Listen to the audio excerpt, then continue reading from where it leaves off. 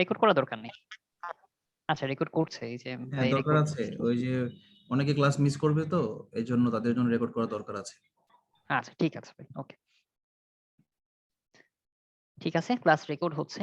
আচ্ছা, সো প্রথমেই আমরা পড়বো হচ্ছে বেসিক্যালি বিসিএস এর জন্য প্রিপারেশন নেব, ঠিক আছে। সো বিসিএস এর জন্য আমরা দেখব আইটি। এই আইটি পার্টের মধ্যে কি কি পড়বো একটু বেসিক আমি ধারণা দেই। আইটি বলতে কি বোঝায়? Information technology. এই ইনফরমেশন টেকনোলজি বলতে নট অনলি, নর্মালি আমরা তো আইসিটির যে এখন আবহ চলছে বা বেসিক্যালি আইসিটির যে চতুর্থ বিপ্লব, হ্যাঁ, ফোর্থ রেভুলেশন, সেটা বেসিক্যালি ডিপেন্ড করে হচ্ছে ইন্টারনেট থেকে শুরু করে ওয়েব, তারপরে হচ্ছে আপনার এই যে ফ্রিল্যান্সিং, হ্যাঁ, ভাই যেটা বললো ফ্রিল্যান্সিং এর ব্যাপার, এই বিষয়গুলোর উপর জোর দেওয়া হয়। কিন্তু বিসিএস এর সিলেবাসে আইটি বলতে শুধু এটাই বোঝাচ্ছে না, এটার সাথে পার্ট যুক্ত আছে, ঠিক আছে, কম্পিউটার অ্যান্ড আইটি। এই কম্পিউটার পার্টে কি আছে? কম্পিউটার পার্টে যখন আমরা পড়বো তখন আমরা দেখব, আচ্ছা হ্যাঁ, কম্পিউটার পার্টে আমরা দেখব যে কম্পিউটার তৈরির যে কম্পিউটার আবিষ্কারের যে ইতিহাস, এই সম্পর্কে আমরা জানবো। কম্পিউটারের generation, first generation, second generation, কত জেনারেশন আছে, কিভাবে জেনারেশন টু জেনারেশন কম্পিউটারের যে বিভিন্ন যন্ত্রাংশ আছে সেগুলো চেঞ্জ হয়েছে, সেই বিষয়গুলো সম্পর্কে আমরা জানবো। কম্পিউটারের বিভিন্ন পেরিফেরালস, অর্থাৎ কম্পিউটারের বিভিন্ন যন্ত্রাংশ। যন্ত্রাংশ বলতে কি হতে পারে? যেমন কিবোর্ড, মাউস, তারপরে হচ্ছে আপনার যত প্রকার প্রিন্টার থেকে শুরু করে যা আছে, ঠিক আছে, সেগুলো ইনপুট না আউটপুট সেই বিষয়ে জানবো আমরা। র্যাম, রোম, এই বিষয়গুলোতে জানবো। কম্পিউটারের অপারেটিং সিস্টেম নিয়ে আমরা দেখবো, ঠিক আছে। দেখেন আমাদের ব্যাচে যারা আছেন, এখানে কারা আছেন বলেন তো?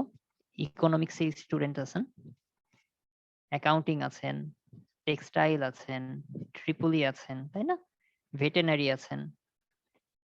So it's a mix up. তার মানে আপনাদের সিএসসির সেভাবে কেউ নাই, ট্রিপলি আছেন, বাট আমি যদি বলি কোর কম্পিউটার ইঞ্জিনিয়ার কেউ নাই। কিন্তু আপনারা এই বিষয়ের উপর কত মার্কের এক্সাম দিবেন? 15 মার্কের এক্সাম দিবেন। তার মানে আপনাদেরকে একদম স্পেশালিস্ট হতে হবে না, নট নেসেসারি। স্পেশালিস্ট হওয়ার একদম দরকার নেই। আপনারা যেটা করবেন, প্রতিটা বিষয়, প্রতিটা পার্ট যতটা সম্ভব বেসিক থেকে শুরু করে ক্লিয়ারলি বুঝার চেষ্টা করবেন এবং সেই অনুযায়ী প্র্যাকটিস করবেন। আচ্ছা, আপনাদের বইয়ের ব্যাপারে কি বলা হয়েছে? যদি বইয়ের ব্যাপারে বলা না হয়ে থাকে তাহলে বাজারে যে কোনো বই ভালো, ঠিক আছে, আমি স্পেসিফিক কোনো বই বলবো না যে এই বইটা পড়েন সেই বইটা পড়েন না, এরকম কোনো ব্যাপার না। বাট যেহেতু প্রাইভেট ব্যাচে পড়ছেন, একটা বই যদি ফলো করেন, সবাই যদি একটা বই ফলো করেন সুবিধা হবে। সেক্ষেত্রে বাজারের প্রচলিত বইয়ের মধ্যে কি বই আছে? কম্পিউটার্স একটা নামে বই আছে। ভাই আলালটাই ভাই বেস্ট ভাই, যা দেখছি ভাই আমি আমি হ্যাঁ এটা যখন ভাইয়া মানে বুক রেফারেন্স হিসেবে দিছে, তখনই আমি আর কি মানে পরে আমি কয়েকদিন হলো, বেশি দিন না, আমি কিনছি ভাইয়া। তো বইটা আচ্ছা যা দেখলাম ভাইয়া, খুবই ভালো করছে, মানে খুব ভালো লাগলো আমার। সবারই ভালো লাগবে ভাইয়া, খুব ভালো লাগছে। এবং আমার মনে হচ্ছে ওইটা ইভেন রিটেনও ইয়া করে ফেলবে, কভার করে ফেলবে, মানে খুব ভালো লাগছে এবং সহজ ভাষায় আর কি, আমার খুব ভালো লাগছে। গ্রেট। কোনটা সো রায়হান আপনারা ওই হচ্ছে ভাই আলাস আলাল কবির ওয়ার্ড? কম্পিউটার। হ্যাঁ হ্যাঁ ভাই, হ্যাঁ ভাই, আলাল হালাল কম্পিউটার। হালাল খুব ভালো লাগছে, বইটা খুব সুন্দর, সো অনেক অনেক তথ্যবহুল। আপনারা তো হ্যাঁ ভাই। ব্যাচমেটের কথা শুনলেনই, সো আপনাদের জন্য রেকমেন্ডেড থাকবে যে আলাস কম্পিউটারটা আপনারা কিনে নিতে পারেন। এটা একটা বিষয়। এরপরে অনেকের কাছে অনেকে হয়তো বা পার্সোনাল প্রেফারেন্স থাকে যে জর্জ, যে কি জানি একটা আছে না, জর্জ কম্পিউটার না কি জানি, এটা ইজি অনেকের computer, easy easy computer. Computer, আচ্ছা আচ্ছা, হ্যাঁ ইজি কম্পিউটার। সো অনেকের এটা একটা রেফারেন্স থাকে বা পার্সোনাল প্রেফারেন্স থাকে, সমস্যা নাই। আমি কোনো বইকে, বাজারের কোনো বই, হ্যাঁ কোনো বইকে আমি খারাপ বলছি না, বা কোনো বইকে একদমই যে সেরা সেটা বলছি না, বাট যদি আপনি কম্পারেটিভ অ্যানালাইসিস করেন, আলালস কম্পিউটার আমার কাছেও যথেষ্ট ভালো লাগছে। আপনি তো ব্যাচমেটের কথা শুনলেনই, রায়হানের কথা শুনলেন, ঠিক আছে। আর আমি কিন্তু বলছি না যে ইজি কম্পিউটার খারাপ, ইজি কম্পিউটার যথেষ্ট ভালো, কোনো সমস্যা নেই। হ্যাঁ, আমি প্র্যাকটিক্যালি এই বইটাও পড়ি নাই, এই বইটাও পড়ি নাই। আমি পড়ছিলাম মাহবুব সিআইটি, কিন্তু বইটা এখন পাওয়া যায় না। হ্যাঁ, সো এটা আমি এখন রেফার করতে পারছি না, যেহেতু এই বইটা এখন পাওয়া যাচ্ছে না সামহাউ। সো বই আপনার একটা রেফারেন্স লাগবে, রেফারেন্স এটা একটা কিনে নেবেন। আর আছে নাকি, আপনারা কি বই কিনে ফেলেছেন অলরেডি, না বই কেনা নাই? এটা একটু বলেন তো, রেসপন্স ভাই করেন। এটা প্রাইভেট ব্যাচ, শুনে 10 জনের মতো আছেন, ফ্রিলি কথা বলেন। হ্যাঁ, হয়তোবা দেখা যায় কি অন্যান্য বড় ব্যাচ হয় অনেক 50-60 জন আছেন, ও কথা বলতে পারেন না, সমস্যা নেই, আপনারা বলেন না আপনাদের সমস্যাগুলো, বা এটাই সুবিধা প্রাইভেট ব্যাচে পড়া। হ্যাঁ, বলেন। আমি স্যার ভাই হ্যাঁ, রায়হান তুমি তো কিনেছো না ওই যে আইসিটির ওই ইয়াটা? তো হ্যাঁ ভাই, হ্যাঁ ভাই। আচ্ছা, তাহলে বাকি স্যার সবাই কি? আমি লকডাউনের জন্য কিনতে পারি নাই অ্যালাউন্সটা, আর আমার কাছে আছে পুরানো ওই যে ইজি কম্পিউটার আছে আমার কাছে আপাতত। কত এডিশন আপু? তিথি আপু বলছেন নাকি? হ্যাঁ হ্যাঁ 18 2018 আপনাকে এটা অবশ্যই আছে। একটা মানে না, নতুন এডিশন নিতে আমি হবে, ঠিক নতুন আছে? কিনবো কিন্তু লকডাউনটা তো না খেলে কিনতে ঠিক পারতেছি আছে, না এই কোনো জন্য। সমস্যা নেই, কোনো সমস্যা নেই, ঠিক লকডাউন শেষ আছে হলে নতুন এডিশন নিতে হবে আপনার। বাকি সবার কাছে কি অবস্থা? স্যার আমি আমার আগে কাছে পাইনি একই অবস্থা। লাইব্রেরিতে। আমার আমি আমারও একই। তাসলিমা আপু জি বলেন। তাসলিমা আপু কথা বলছেন না ফাহমিদ আপু বলছেন? আমি একটু কনফিউজড হই। জি ভাই, আমার কাছে ইজি কম্পিউটারটা আছে স্যার, এটা 19 সংস্করণ। 19, তাও পুরাতন। আচ্ছা, আপনারা তাহলে নিউ এডিশন মোটামুটি কারো কাছে নাই স্যার মনে আমি হচ্ছে। বলছি, স্যার আমার কাছে ইজির জানুয়ারি হ্যাঁ, জানুয়ারি একদম নিউ এডিশন আছে। জানুয়ারি স্যার আমার 2020। কাছে ইজি কম্পিউটারটা আছে আর কি। ইজি, কিন্তু ওটা তো নিউ এডিশন না, আমার নতুন এডিশন লাগবে। যে বই নেন নিউ এডিশন মাস্ট। আলালসটা আমার রেকমেন্ড থাকবে, ঠিক আছে, কিন্তু আলালস যদি না থাকে, মানে যদি অন্য কিছু থাকে, কিন্তু যেটাই থাকুক ওটা কিন্তু একদম নিউ এডিশন হতে হবে, একদম নিউ স্যার এডিশন। আমি ফার্স্টে পাইনি স্যার লাইব্রেরিতে আলাউন্স, তারপর স্যার আমি অনলাইনে অর্ডার করেছি। আমার যেদিন অর্ডার করলাম আমার দ্বিতীয় দিন আমাকে দিয়েছে, এবং সবাইকে আমি এটা সাজেস্ট করবো, এটা খুব ভালো একটা কোনটা? আলালসটা? জি জি জি অনলাইনে গ্রেট। অর্ডার করলেই পরের দিনই যার যার ঠিকানায় চলে আসে কুরিয়ারে, এটা সো করতে আপনি পারেন। একটু কাইন্ডলি ওইটা একটু শেয়ার করে দিন ওই চ্যাটে, বা বাকি সবাই, না ওই না, যেমন এটা কোনো ফেসবুক কিছুই গ্রুপ শেয়ার আছে। করার নেই, কোনো কিছুই শেয়ার করার নেই। এটা শুধুমাত্র ফেসবুকে সার্চ দিলেই আলালস কম্পিউটার আওয়ার লিখে সার্চ দিলে ওদের পেজে চলে আসে, ওখানে অর্ডার করা যায়। আচ্ছা ঠিক আছে, এই তো তাহলে আপনারা তো জেনেই গেলেন। হ্যাঁ ভাই, ওখানে আর ওই ওদেরই ভাই একটা এফবি গ্রুপ আছে। সো ওখানে যদি বা কোনো একটা অ্যান্সার যদি ভুলও হয় বা কোনো আপডেট হয়, ওখানে আপডেট দিয়ে দেয় যে এই বইয়ের এই এত নাম্বার পেজটা আর কি অ্যান্সারটা ভুল, সো এটা কারেক্ট করে নাও। সো এরকম আপডেটও দেয়, মানে এরকম আপডেট দেওয়া হয়। আর আমার যেটা আসলে কি ভাইয়া, ওই ইজি কম্পিউটারটা আমার যেটা মনে হয় যে ওটার মানে প্রিলির জন্য, বাট রিটেনটা ওরকম করবে না। বাট আলাল একটাই যদি কিনি, এটা প্রিলি তো মানে প্রিলি তো ইজিলি কভার করবে, প্লাস রিটেনটাও হয়ে যাবে। আচ্ছা, মানে আমরা খুবই রিটেন নিয়ে তথ্যবহুল। এখন হ্যাঁ মানে রিটেন নিয়ে হ্যাঁ এখন ভাই, না ইয়া করি, বাট ঠিক আমরা আছে। পিলির জন্য যদি চিন্তা করি, হ্যাঁ, পিলির জন্য আলাল যথেষ্ট ভালো। ঠিক যথেষ্ট আছে? আর কি। হ্যাঁ ভাই। আচ্ছা, গেল এটা একটা বিষয়, কারণ রিটেনে অন্য বিষয় আছে, বেশ কিছু বিষয় আছে, সেই বিষয় নিয়ে আমরা পরে আলোকপাত করব। হ্যাঁ, সো আপাতত আমরা ফোকাসটা পিলির উপর রাখি। বাট পিলির পড়াটা যদি ভালো মতো হয়, রিটেনের কিন্তু অনেকাংশে কাভার আপ হয়, এটা কিন্তু রায়হান ঠিক বলেছে। হ্যাঁ ঠিক আছে, এটা একটা বিষয়। ওকে, সো আমার বইয়ের কথা বলা হয়ে গেল। এখন আমি যেগুলো বলছিলাম যে আমরা এই জিনিসগুলা তো ফোকাস করব, এই জিনিসগুলা পড়ার সাথে সাথে আমরা কিছু আহ মানে কনভার্সন দেখবো, ঠিক আছে। কনভার্সন দেখবো কোনগুলো? যেগুলো হচ্ছে আপনার কম্পিউটার কিন্তু বাইনারি ছাড়া কিছু বুঝে না, ঠিক আছে। বাইনারি মিনস 0 আর 1। আর আমরা বেসিক্যালি অঙ্ক করি কিসে? ডেসিমেলে। ডেসিমেল মানে কি জানেন? ওই যে ওই 10, 12, 15, ওই যে আমরা কথা লিখতেছি না, বা ওই যে 122, 152, 53, মানে আমরা এই ডেসিমেল ইউজ করি, ঠিক আছে। সবাই তো স্ক্রিন দেখতে পাচ্ছেন, তাই না? সো এই যে বাইনারি টু ডেসিমেল, এই কনভার্সন গুলা শিখতে হবে, ঠিক আছে? আবার আমাদের কিন্তু হেক্সাডেসিমেলও কাজ করি, ঠিক আছে? এটাও আমরা শিখবো। অক্টাল নামে একটা পদ্ধতি আছে, এটাও আমাদের শেখা লাগবে, কারণ 40 লাস্ট বিসিএস কোনটা গেল জানি 41 না, ওখানে কিন্তু অক্টাল থেকে কোশ্চেন আসছে। হেক্সাডেসিমেল থেকে গত 40 তে মনে হয় কোশ্চেন আসছে। বাইনারি টু ডেসিমেল থেকে 35 থেকে মনে হয় 38 পর্যন্ত কোশ্চেন হয়েছে। সো আমাদের সবগুলাই দেখা লাগবে। আচ্ছা, এই কনভার্সন গুলো আমরা দেখবো। এরপরে আমরা যে জিনিসগুলো আমাদের জানতে হবে সেগুলো হচ্ছে logic gates and or not, এই গেটগুলা, ঠিক আছে? এই গেটগুলা ট্রিপলিতে যিনি পড়েছেন আপু পারবেন, বাট বাকি কেউ দেখেন নাই। এটা হচ্ছে গিয়া অর গেটের, এটা হচ্ছে অ্যান্ড গেটের, হ্যাঁ, এটা হচ্ছে নট গেটের। আমরা একদম বেসিক দেখবো এই বিষয়গুলা, খুব যে জটিল কিছু তা না, খুব ইজি বিষয়, সহজ করে দেখার চেষ্টা করব। যা পড়াবো সবই একেবারে টেকনিক্যাল টার্ম, কিন্তু সাধারণ মানুষের জন্য, যেন পলিটিক্যাল সায়েন্স পড়েও আপনি অ্যান্সার করতে পারেন। বিসিএস এ কোশ্চেন এভাবেই আসবে, কিন্তু যেহেতু বেসিক জিনিস, ভুল করলে মার্কস পাবেন না, ঠিক আছে? গেল লজিক গেটস গুলা গেল, এই জিনিসগুলো আমরা দেখবো। এছাড়াও আমরা দেখবো হচ্ছে গিয়া মাইক্রো প্রসেসর নিয়ে জানবো, ঠিক আছে? সিপিইউ নিয়ে জানবো, মেমোরি, এই বিষয়গুলোর উপর আমরা জোর দিব। মজার জিনিস আপনাদের সাথে শেয়ার করি। আমার ইলেকট্রিক্যালের পরিচিত আপু আছে না, আইভিএটের আপু, একটু আনমিউট করেন।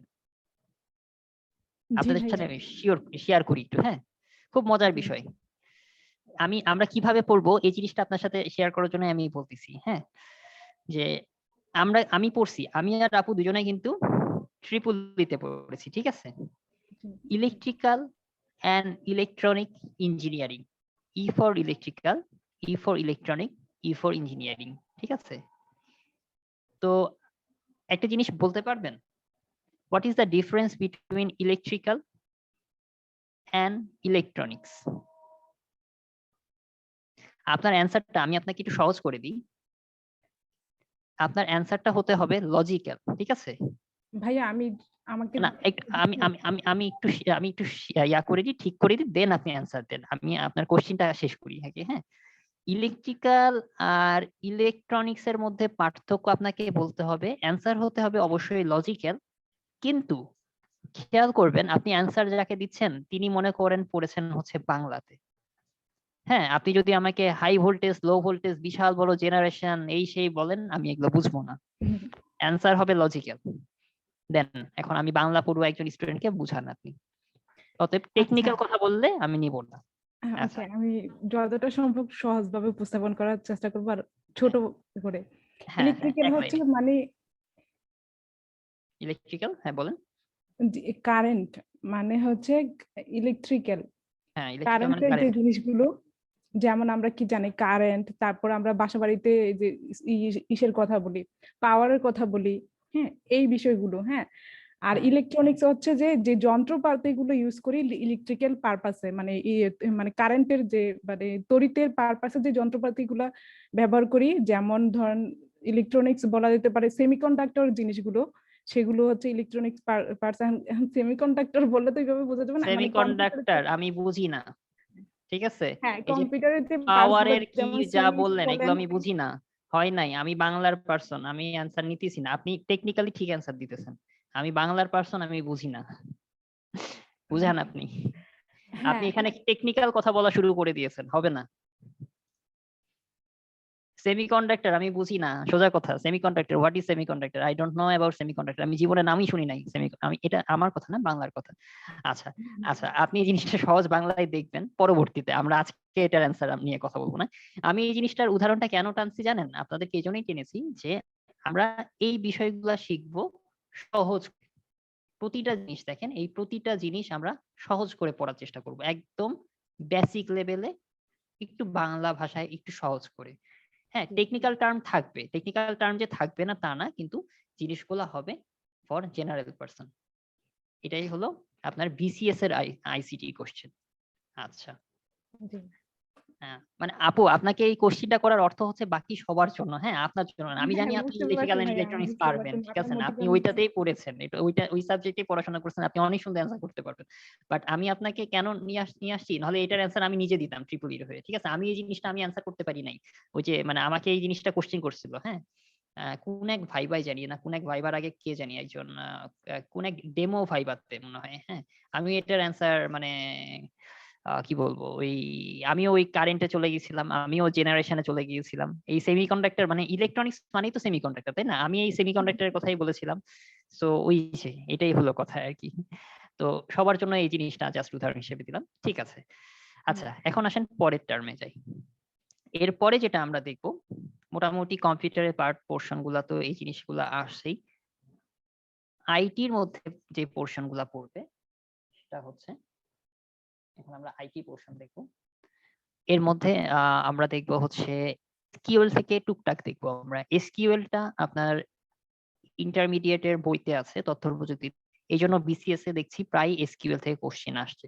সো এটা আমাদের মানে না করার কোনো কারণ নাই।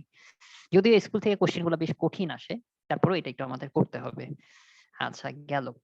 এরপরে যেটা আমরা দেখব, এই যে আপু যেগুলো বলবো না, এইচটিএমএল, সিএসএস, হ্যাঁ, তারপরে হচ্ছে পিএইচপি, এইগুলোর ফুল মিনিং গুলা এবং খুবই হালকা করে, মানে এইচটিএমএলটা কি কাজ করে, সিএসএসটা কি কাজ করে, এগুলার কোডিং আমরা দেখবো না কোনোটাই, ঠিক আছে?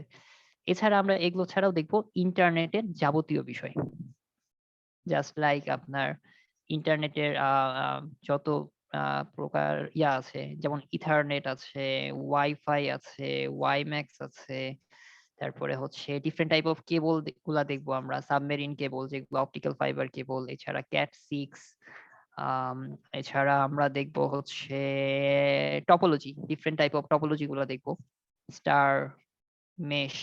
এগুলো জিনিসগুলো আপনার কি মনে হচ্ছে? এগুলো কখনো শুনি নাই, তাই না? আমি যা বলতেছি আপনারা কখনোই শোনেন নাই, ঠিক আছে? কিন্তু এই বিষয়গুলো আমরা খুব সহজ ভাষায়, যেমন এই যে আমি যেমন কেবলের কথা বলছি, আপনারা সাবমেরিন কেবলের নাম শুনেছেন, কিন্তু সাবমেরিন কেবলটা কিভাবে কাজ করে বা বাংলাদেশের সাবমেরিন কেবল কোথা থেকে আসছে, এই বিষয়গুলো জানতে হবে। যতটা সম্ভব সহজ ভাষায় জানার চেষ্টা করব। বাট প্রতিটা জায়গা থেকে আমার কোশ্চেন আসছে। মোবাইল, মোবাইল থেকে কিন্তু কোশ্চেন হয়, ঠিক আছে? কোনটা কোন ফার্স্ট জেনারেশনের মোবাইল, কোনটা সেকেন্ড জেনারেশনের মোবাইল, থার্ড জেনারেশন মোবাইল, হ্যাঁ? আপনারা তো মোবাইলে কথা বলেন, কিন্তু মোবাইলে কোন টেকনোলজিতে কথা বলা হয় জানেন? সিডিএমএ, তারপরে হচ্ছে কি টিডিএমএ, এফডিএমএ, কোন প্রযুক্তিতে কথা বলা হয়? এই জিনিসগুলো আপনারা হয়তোবা নাম শোনেন না, এগুলো নাম শোনার কথা না। যারা ট্রিপি বা ইলেকট্রনিক্স বা কম্পিউটার থেকে পড়াশোনা করে নাই তাদের নাম শোনার কথা নাই, কিন্তু এই বিষয়গুলো আমরা হালকা পাতলা দেখবো। যেমন আপনারা সিটিসেল মোবাইলের নাম শুনছেন, তাই না? সিটিসেল মোবাইল বেশ আগের যুগে ছিল, এখন নাই সিটিসেলটা, ঠিক আছে? এই সিটিসেল মোবাইল যে প্রযুক্তি ইউজ করতো সেটা হচ্ছে সিডিএমএ। আর এই যে টিডিএমএ, এফডিএমএ ইউজ করে কারা? এই যে জিপি, তারপরে হচ্ছে রবি, তারপরে হচ্ছে বাংলা লিংক, ঠিক আছে? এখন কি এয়ারটেল আছে? হ্যাঁ, এখন না, এখন এয়ারটেল নাই, এখন রবিটাই হচ্ছে এয়ারটেলের সাথে মার্জ হয়ে গেছে, তাই না? আচ্ছা, আর তো নাই। ওয়ারিদ আগে ছিল, ওয়ারিদ তো উঠে গেছে। সো আছে কি? টেলিটক, টেলিটক আছে আমাদের। সো এই বিষয়গুলো আমরা দেখব। আমি আজকে আপনাদের একটু ধারণা দেওয়ার চেষ্টা করছি। দেখেন, আমি কিন্তু বলছি টেকনিক্যাল টার্ম পড়বো একটু সহজভাবে, এই টেকনিক্যাল টার্ম গুলাই। কারণ আইসিটি জিনিসটা কিন্তু এই যে এই আইসিটি সাবজেক্টটা পুরো সিলেবাসটাই কিন্তু সাজানো হয়েছে সেই আপনার ওই টেকনিক্যাল কোরের উপর ডিপেন্ড করে। যে জিনিসটা বিজ্ঞান কিন্তু দেখেন, খেয়াল করে দেখবেন, বিজ্ঞানে কিন্তু আমার 3টা পার্ট আছে না? ফিজিক্স আছে, কেমিস্ট্রি আছে, বায়োলজি আছে, এছাড়া একটা পার্ট আছে, এটা হচ্ছে মডার্ন ফিজিক্স। Modern physics. আচ্ছা, আমি কিন্তু পুরাটা লিখি না, হ্যাঁ, আমি কিন্তু ওই যে মানে জাস্ট সাংকেতিক ভাষায় লেখার চেষ্টা করছি। আপনারা বুঝতে পারছেন তো? এটা দ্বারা ফিজিক্স বুঝাইছি, এটা দ্বারা কেমিস্ট্রি বুঝাইছি, এটা বায়োলজি, এই কথাগুলো কি বুঝতে পারছেন? আমার কথা কি হ্যাঁ শোনা হ্যাঁ যাচ্ছে? হ্যাঁ হ্যাঁ ভাইয়া, বুঝতে পারতেছি, সমস্যা হ্যাঁ, নেই। আমি পুরাটা লিখছি না, আমি জাস্ট মানে শর্টকাটে লিখছি, যখন পড়াবো তখন পুরাটা লিখবো বা বলে দিব। আমি জাস্ট একটু আপনাদেরকে ফুল কোর্সের ওভারভিউটা দিই, হ্যাঁ, মানে যে সাবজেক্ট সম্পর্কে পড়বো সেই সাবজেক্টটা সম্পর্কে খুব ভালো ধারণা থাকা দরকার। একটা সাবজেক্ট নিয়ে আপনি পড়তে বসছেন, এই সাবজেক্টটার আপনার জিনিসটা কি, কি বিষয়ে কথা বলতে কি বিষয়ে কথা বলতে চাচ্ছে এটা আগে আপনাদের জানা দরকার। 2 নাম্বার হচ্ছে সাবজেক্ট থেকে কি ধরনের কোশ্চেন আসে এটা খুব ভালো অ্যানালাইসিস করা উচিত।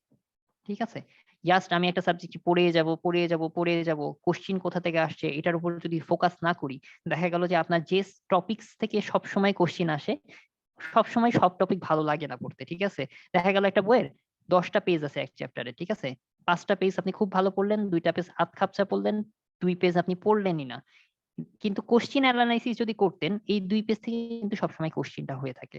So question analysis is very important, যেটা আমরা করব। ঠিক আছে? কোশ্চেন কোথা থেকে হচ্ছে, কেন দিচ্ছে, এই পরবর্তী সময়ে কি টাইপের কোশ্চেন হইতে পারে। আমি তো আর সব জানতে না, কিন্তু অ্যানালাইসিস করে কাছাকাছি যাওয়া যায়। ঠিক আছে, এই টাইপের দিতে পারে হয়তোবা। তারপরেও কমন পড়েন অনেক সময়, না হইতেও পারে, বাট চেষ্টাটা থাকবে। ঠিক আছে? আমরা টেকনিকটা একটু বোঝার চেষ্টা করি। সো এটা হচ্ছে আমাদের কোশ্চেন অ্যানালাইসিস মাস্ট করতে হবে। 3 নাম্বার বিষয় হচ্ছে পড়াটা পড়তে হবে সিস্টেমেটিক্যালি। ঠিক আছে? আপনি জানেন যে হিস্ট্রি অফ কম্পিউটার, ঠিক আছে, এই চ্যাপ্টার থেকে প্রতিবার 1 মার্কস আসে, কিন্তু পড়ার সময় একটু সিস্টেমেটিক্যালি অ্যারেঞ্জ করে পড়লেন না, একেবারে মানে হাবিজাবি হাজি হ জ ব র ল এভাবে পড়লেন, লাভ হবে পড়ে? জানেন আপনি এখান থেকে 1 মার্ক কমন পাবেন, কিন্তু ওই যে হ জ ব র ল পড়লেন, মনে থাকে না, কি লাভ বলেন? লাভ তো নাই। আপনাদের একটা সবচেয়ে মজার উদাহরণ দিই। আপনারা যখন লজিক গেটের ইয়া করবেন, এই টাইপের জিনিসগুলো পড়বেন, a ইনটু 0 সমান কি হবে, এগুলো এগুলো এখন জানা দরকার নেই, আমি এগুলো সব বিস্তারিত বলবো। ঠিক আছে? a প্লাস 1 সমান কি হবে, এই ইনটু মানে কিন্তু এন্ড, বুঝছেন? আর এই প্লাস মানে হচ্ছে অর। আমি একটু আগে এন্ড অর এর চিত্র দেখাইছি না, সেই এন্ড অর। ঠিক আছে? এটা হচ্ছে অর, এটা হচ্ছে এন্ড। ঠিক আছে? এই টাইপের একটা কোশ্চিন সব সময় আসে। ঠিক আছে? এ অর এবার এই যে এই বার মানে হচ্ছে নট। ঠিক আছে? এই যে এই জিনিসটা বললাম না, এই যে এটা, সরি এটা না, এই যে এটা ঠিক আছে, এটা হচ্ছে নট, এটা ন্যান্ড হয়ে গেছিল। এগুলো সব আপনারা দেখবেন, সমস্যা নেই, আমি দেখাবো। এখান থেকে কোশ্চেন সবসময় আসে। স্টুডেন্টরা কি করে, মুখস্থ করে, মানে বাংলা নিয়মের মতো করে, এর সাথে 0 গুণ করলে 0 হবে, এর সাথে 1 যোগ করলে কি হবে, এভাবে মুখস্থ করে, একটাও মনে রাখতে পারে না। এখান থেকে সবসময় পরীক্ষাতে কোশ্চেন আসে, 90% স্টুডেন্ট ভুল অ্যান্সার করে চলে আসে।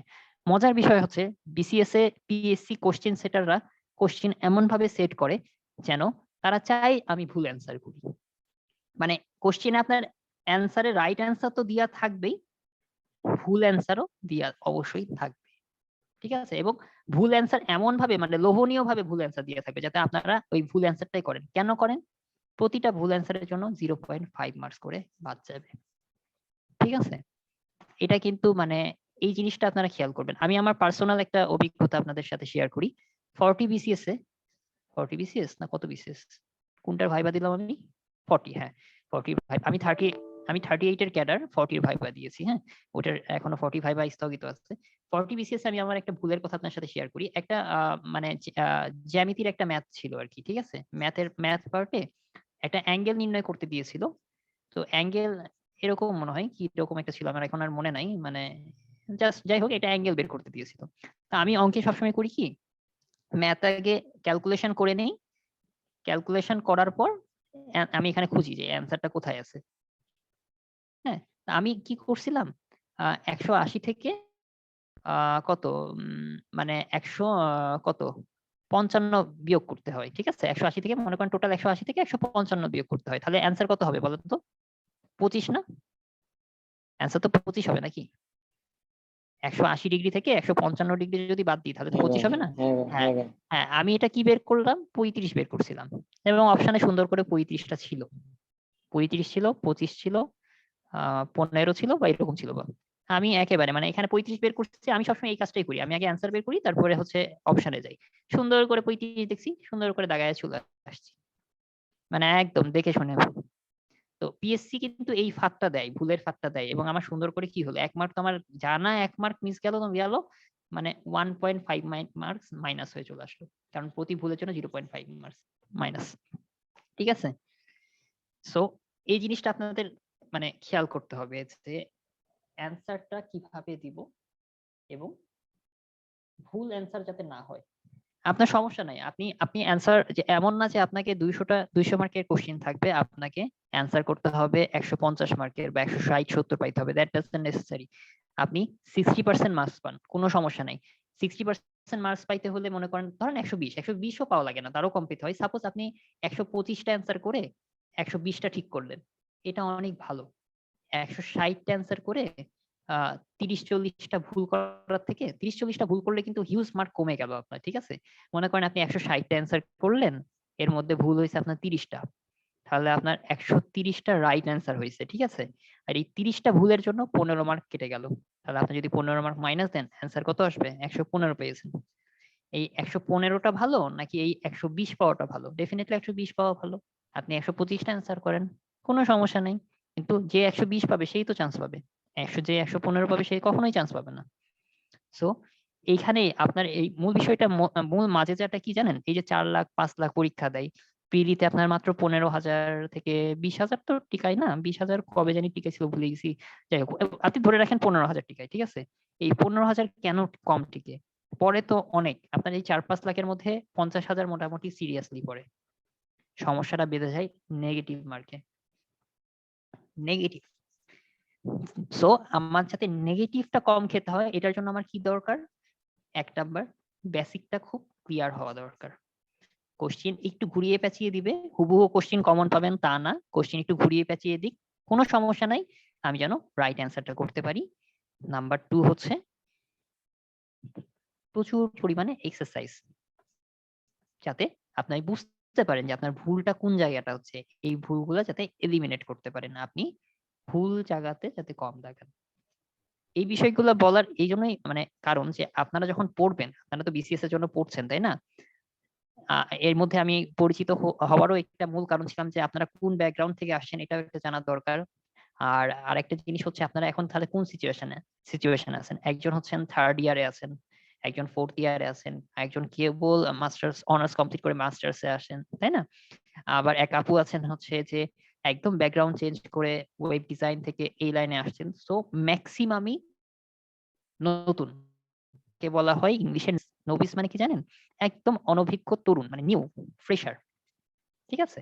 সো আপনাদের জন্য এই বিষয়গুলা কাজে দিবে।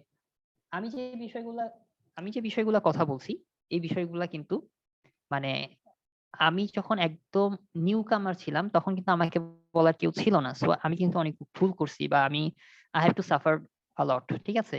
আমি আশা করব যেহেতু আমাদের কাছে আসছেন পড়ার জন্য, আমাদের এই যে আপনারা এই যে সময় দিতেছেন অনলাইনে, টাইম ইউটিলাইজ করার চেষ্টা করছেন, বা এই যে প্রোডাক্টিভ কিছু করার চেষ্টা করছেন, এই ক্ষেত্রে আপনারা যাতে আমরা আপনাদের দিক নির্দেশনা দিতে পারি। আমি আজকে একটু সময় নিব, প্রথম দিন একটু সময় নিব পড়ালেখা। আজকে আমরা ইয়াতেও যাব, টপিকসেও যাব, কিন্তু একটু কনসেপ্টটা ক্লিয়ার করে দিই যে আমরা যে পড়তে আসছি, অনেকেই হয় কি, এই যে ব্যাচে ভর্তি হইলাম, ঠিক আছে, ব্যাচে ভর্তি হইলাম, আমার কাজ শেষ, টাকা দিলাম, হচ্ছে স্যালারি আমি একটা দিলাম, ঠিক আছে, এরপরের দায়িত্ব স্যারের, টিচারের। স্যার বা টিচার কি করতে পারে, বা একজন মেন্টর কি করতে পারে? আপনাকে দেখাই দিতে পারে যে এই একটা টপিক আপনাকে বুঝাই দিল, বেসিকটা আমি ক্লিয়ার করে দিতে পারি সর্বোচ্চ।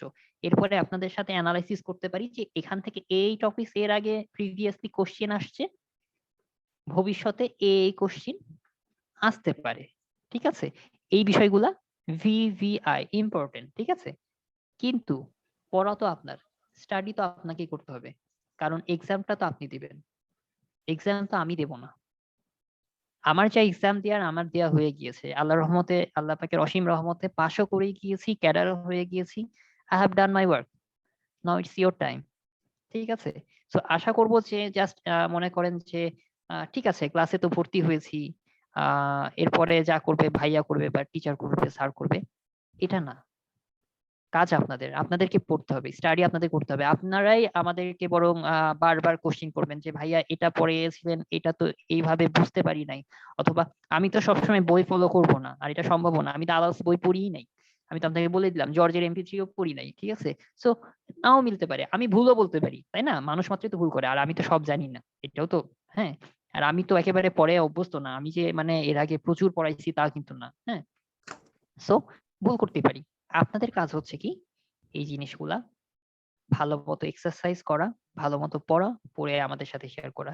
এবং একটা জিনিস হচ্ছে কি, আহ একটা কথা আমি আপনাদেরকে সবসময় বলবো, সেটা হচ্ছে যে আহ আপনারা আসছেন কিন্তু বিসিএস দিতে, আপনারা যে জায়গা থেকে যে ব্যাকগ্রাউন্ড থেকে আসেন না কেন, ঠিক আছে, এইটা মাথার মধ্যে নিয়েন না যে সায়েন্স ব্যাকগ্রাউন্ড হলে বা ট্রিপলি হলে খুব বেশি যে আমি পেলাম, কিছু পেয়েছি, কিছু বেনিফিট পেয়েছি, এটা আমি অস্বীকার করব না, কিন্তু খুব বেশি যে আমি বেনিফিটেড হইলাম আর আর্টস কমার্স ব্যাকগ্রাউন্ড হইলে যে আমি পারবো না বা আমি ওনাদের থেকে অনেক পিছিয়ে আছি, দ্যাট ডাজন্ট নেসেসারি, এটা কিন্তু ঠিক না। আপনি কিছু পিছিয়ে থাকতে পারেন, আমি জানি না, কিছু ব্যাপার থাকতে পারে, আমি অস্বীকারও করতেছি না, কিন্তু আপনাদের হার্ড ওয়ার্ক দিয়ে এই জিনিসটা আপনারা ওভারকাম করতে পারবেন। এইটা আপনারা একটু ক্লিয়ার হন। আমি নট অনলি আমি, ঠিক আছে, আপনি যাদের কাছেই পড়েন সবাই পড়াই যাবে, আজকের পর থেকে এই কথাগুলো আমি বলবো না, আমি পড়াতে চলে যাব, পড়ায় যাব, কিন্তু পড়ায় লাভটা কি হবে? আমার ব্যাচে আছেন কয়জন আছেন আমি একটু দেখি, 14 জন আছেন। ওয়াও, 14 জন তো অনেকজন হয়ে গেছেন, মাঝখানে তো বেশ কম ছিলেন আর কি, যাই হোক। তো 14 জন আছেন, এই 14 জনের, আমার এই 14 জনের কাছে রিকোয়েস্ট থাকবে, পিসিএস এর জন্য প্রিপারেশন নিতেছেন, নেন, খুব ভালো কথা, চমৎকার, কিন্তু প্রত্যেকেই ভালোভাবে পড়ার চেষ্টা করেন, কাজে লাগান সময়টা। আমি পড়াইতেছি, বলে যাচ্ছি, আপনারা শুনলেন, এক কান দিয়ে শুনলেন, দিয়ে ঠিক আছে আজকে না কালকে, কালকে না পরশু, এভাবে করেন। এভাবে করলে পিছিয়ে পড়বেন, আলটিমেটলি আপনাদের কোনো লাভ হবে না। আর আমার কষ্টেরও কোনো মানে থাকবে না, মূল্য থাকবে না আর কি, ঠিক আছে। So hope for the best, আপনাদের সকলের জন্য শুভকামনা জানাচ্ছি। আজকে যেহেতু একদমই প্রিলিমিনারি ক্লাস, আজকে প্রথম ক্লাস, আজকে আমি আপনাদের সাথে একটু শেয়ার করলাম। এখন থেকে আমরা নিয়মিত পড়াশোনা করব, আর একটু সিরিয়াসলি পড়াশোনা করিয়েন, হ্যাঁ, কারণ দেখেন একটা এক্সাম দিতে যাচ্ছেন, যে এক্সামটা আপনাকে চাকরি দিবে, এবং আপনি যতদিন বেঁচে থাকবেন এবং এরপরে ধরেন 30 থেকে 32 বছরে চাকরি করবেন, ঠিক আছে, হ্যাঁ, এবং সেই অনুযায়ী আপনি স্যালারি বলেন, স্ট্যাটাস বলেন, সম্মান সবকিছু পাচ্ছেন। যদি আপনার লক্ষ্য থাকে, মূল লক্ষ্য বিসিএস থাকে, বিসিএস যদি লক্ষ্য না থাকে কোনো প্রয়োজন নেই। তো যদি গভর্নমেন্ট জবের ইচ্ছা থাকে এবং এটা যদি লক্ষ্য থাকে, তো যে জিনিসটা আপনি করবেন পাবেন। তো এটার জন্য আপনারা সিরিয়াস হবেন না, সিরিয়াসলি পড়ালেখা করবেন না, বা just hi hello bye hello, স্যারের সাথে ভালো খাতির রাখলাম যে হ্যাঁ স্যার আচ্ছা ওকে, নিজের কাজের বেলায় নাই, তাহলে মানে একদম ইউজলেস, কোনো প্রয়োজন নাই। একদম আপনারও সময় নষ্ট, আমারও সময় নষ্ট। আমি সবাই হয়তো বা এটা বলবে না বা অনেকে শুনে রাগ করবে, কিন্তু আমি একটু বিটার ট্রুথ বললাম, হ্যাঁ, একটু রুডলি বলতেছি। সো চেষ্টা করেন, ভালো মতো চেষ্টা করেন, ইনশাল্লাহ ভালো করবেন। আমার কাজ কত 20 থেকে 30%, আপনার কাজ কিন্তু 70 থেকে 80%, ঠিক আছে। সো একটু কড়া কথাই বললাম হয়তোবা, আশা করি কিছু মনে করবেন না, বাট আপনাদের ভালোর জন্য কথাগুলো বললাম। আমরা এখন আমাদের পড়ালেখাতে চলে আসি, ঠিক আছে। সো আমি একটা নতুন পেজ ওপেন করি। আচ্ছা, আমি শেয়ারটা বন্ধ করে দিয়ে নতুন একটা পেজ ওপেন করি, ঠিক আছে, একটু সময়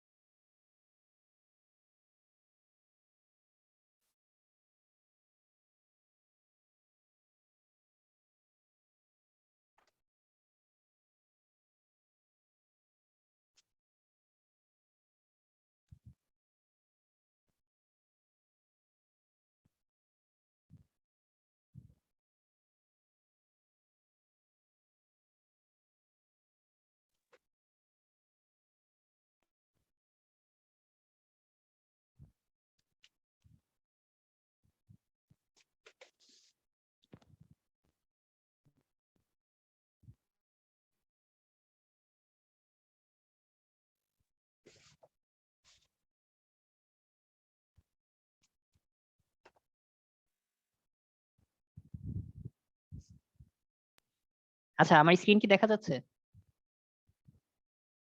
জি ভাই দেখতে পাচ্ছি। আচ্ছা। সো কি অবস্থা আপনার? আমি কি অনেক কড়া কথা বললাম? না ভাইয়া এগুলা তো সবাই ঠিকঠাক আছেন? শুরু করতে পারি আমরা পড়াশোনা? জি স্যার আমি একটু লেটে জয়েন করেছিলাম, আমি মনে হয় কিছু করা কথা মিস করে ফেলছি। তাই না? আচ্ছা। আমার তানি, বেসিক্যালি নেট ছিল না আর কি, এই জন্য জয়েন করতে লেট হয়ে গেল। সেমন্তী আপু নাকি? জি স্যার। আপনাকে আমি কি বলবো? আপনি তো অলরেডি এইরকম করলে তো হবে না স্যার। আমি এইসব ক্ষেত্রে একদমই যেটা বললেন আপনি নোভিস। হ্যাঁ, I am actually noob, I call it noob. মানে কিছুই জানেন না। সো আপনি যে ম্যাথ গুলো রিলেটেড বলছেন এগুলো আমি দেখলে পালায় যাই অন্যদিকে। এগুলো সম্পর্কে আমার আইডিয়াই নাই। আচ্ছা, কোনো So, ব্যাপার না, কোনো ব্যাপার না। এগুলোর এগুলো কি জন্য অ্যাকচুয়ালি আমার পক্ষে আয়ত্ত করা সম্ভব হবে? I really want to know. অবশ্যই আয়ত্ত করা মানে কি, এই ব্যাপারে আপনি একেবারে মানে কি বলবো এক্সপার্ট হয়ে যাবেন আর কি, মানে চোখের পলকে নিমিষে। আপনি যেমন ওই যে হ্যামলেট বা ওই যে ম্যাকবেথ যেমন চোখের পলকে নিমিষে 1 সেকেন্ডে বলে ফেলতে পারেন, এর থেকেও মানে মাইক্রো সেকেন্ডে বলতে পারবেন ইনশাল্লাহ।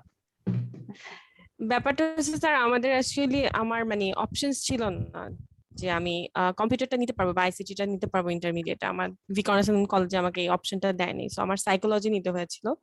সো আচ্ছা, এই জন্য নটরডেমে যারা পড়েছে তাদের এই ম্যাথ গুলো তারা আবার ভালো পারে, Boolean algebra, and I am really jealous of them. আমি একদমই পারি না।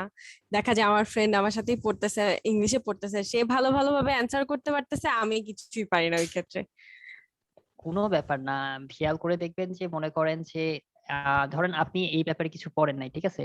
এমনও জি আছে যে মানে খুবই আপনার আপনার আপনি তো ধরেন ইংলিশে অনেক ভালো বা ইংলিশে পড়াশোনা করেছেন, ঠিক আছে? জি বিসিএস এ এমনও পার্টিসিপেন্টস আছে যারা মনে করেন যে ইংলিশে তো খুবই করুণ অবস্থা, ম্যাথের এক লাইনও কিছু পারে নাই, আর কম্পিউটারের কথা বাদই দিলাম, কিন্তু তারাই খেয়াল করবেন যে বিসিএস এ জি। অনেকেই একদম মেধা তালিকায় প্রথম 10 জনের মধ্যে থাকছে, অনলি উইথ আচ্ছা দেয়ার হার্ডওয়ার্ক, তাদের ডেডিকেশন, তাদের ইচ্ছা শক্তি।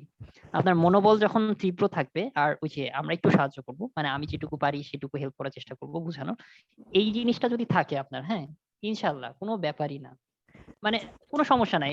খেয়াল করবেন যে মানে আমি হয়তো বা একটু আইটি পারি, ঠিক আছে, কিন্তু আমি যখন বিসিএস দিতে আসছি আমি তো ইংলিশের ইও পারতাম না, এখনো ভোকাব পারি না, তারপরেও তো কোনো মতে উতরাই গেছি, তাই না? তো ওই তো এটাই, একটু ওইটা না ডেডিকেশন। স্যার, আপনার ডেডিকেশনের কথাটা যেটা বলেন যে পার্সিভিয়ারেন্স, ধৈর্য সহকারে একজন লেগে থেকে যে পড়াটা, এটা আসলে একদম খুব বেশি ইম্পর্টেন্ট। আই নো আমার নিজেরও অ্যাকচুয়ালি লাস্ট 1 মাস ধরে যা হচ্ছে, আমার পড়াশোনা থেকে একদম কমপ্লিটলি ডিটাচড। না আমি বুঝতে পারছি আপনি তো একটু ফ্যামিলি ইস্যু ছিল, সো এই জি ব্যাপারটা স্যার। আর এই জন্য স্যার আমি অ্যাকচুয়ালি ম্যাথ, বুলিয়ান অ্যালজেব্রা একদম লিটারালি পারি না, একদমই কম পারি। এই জন্য আমি স্যারকে স্পেসিফিক্যালি রিকোয়েস্ট করছিলাম, স্যার আপনি যেহেতু পড়াচ্ছেন আমাদেরকে বিজ্ঞানের ক্ষেত্রে একটু হেল্প করেন, আইসিটির ক্ষেত্রে করেন, কারণ এখানে তো 15 মার্কস করে দেন। এগেন আবার এটা আপনি জানি না স্যার কত পার্সেন্টেজ লাগে অ্যাকচুয়ালি রিটেনের ক্ষেত্রে, আপনি ভালো বলতে পারবেন, মেবি রিটেনেও দরকার পড়বে এই জন্য স্যার। কোনো সমস্যা নাই, আমি আমার পক্ষে যতটুকু সম্ভব ইনশাল্লাহ আপনার পারবেন। হ্যাঁ, বুলিয়ান অ্যালজেব্রা বলেন বা মানে আচ্ছা আপনাদের আমি একটা মজার, আপনাদের তো ইয়া লাগতেছে তাই না, মানে ভয় লাগতেছে তাই না, এটা খুব মানে সব ইজি করে দিই, হ্যাঁ, খুব মজার একটা ট্রিক দেখাবো আপনাদেরকে। একটা ট্রিক দেখাই না সবাইকে, তাহলে মানে জি একটু স্যার। একটু মানে কি হবে, একটু মনে হবে রিল্যাক্সড হবে, তাই না? আচ্ছা আমি এটা একটু স্টপ করে নতুন করে একটা স্ক্রিন দেই আপনাদের, থামেন।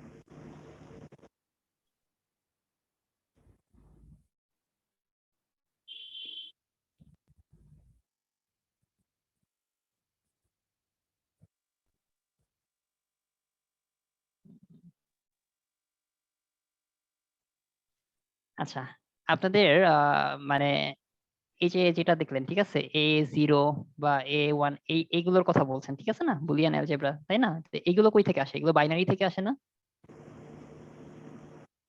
এগুলো সব হ্যাঁ বাইনারি ইয়া থেকে আসে হ্যাঁ না? হ্যাঁ আচ্ছা হ্যাঁ। আচ্ছা, ঠিক আছে। এখন দেখেন, মনে করেন আমি আপনাকে বলছিলাম এই যে কনভার্সন বলছিলাম না, বা মনে করেন যে এই যে 17, ঠিক আছে, এই 17 সংখ্যাটা তো চিনবে না, ঠিক আছে? বাইনারি কি এই 17 সংখ্যা চিনে? ওরা তো খালি 0 আর 1 চিনে, তাই না? শুধু জি জিরো স্যার। আর 1 ছিল না, এক্স্যাক্টলি। সো এটা তো 17 অন্য কিছু একটা হবে, অথবা ধরেন এই যে 7, এটাও 0 1 দিয়ে আমাকে রিপ্রেজেন্ট করতে হবে, যে কোনো একটা সংখ্যা 0 1 দিয়ে রিপ্রেজেন্ট করতে হবে। তো দেখাই আপনাদেরকে কত সোজা। এই সংখ্যাগুলা কিভাবে আসছে আমি যখন পড়াবো পরবর্তীতে ডিটেলস বলবো, ঠিক আছে? সাপোজ আপনি এই যে 7 বানাতে চাচ্ছেন, ঠিক আছে? এই সংখ্যাগুলা লিখছি না, এই সংখ্যাগুলা কোন সংখ্যাগুলা যোগ করলে 7 হয় বলেন তো? এই যে 4 2 1, তাই না? এই তিনটা যোগ করলে 7 হয় না? হ্যাঁ তো কি করবেন, এই তিনটা 1 দিবেন, বাকিগুলা 0 হয়ে গেল। 7 কে আপনি বাইনারি করা হয়ে গেল। 17 বসাবেন, তাই না? এই যে দেখেন 16 আর 1, এই এক, দুটাকে 1 করেন, 1 বাকিগুলো 0 বাকিগুলাকে 0 বানান, হয়ে গেল আপনার বাইনারি শেষ। কত ইজি ইজি বিষয়, অনেক ইজি। হ্যাঁ, বাইনারি হেক্সা তারপরে আপনার অক্টা ওগুলা থেকে গেলে ভালো হয়। এগুলা তো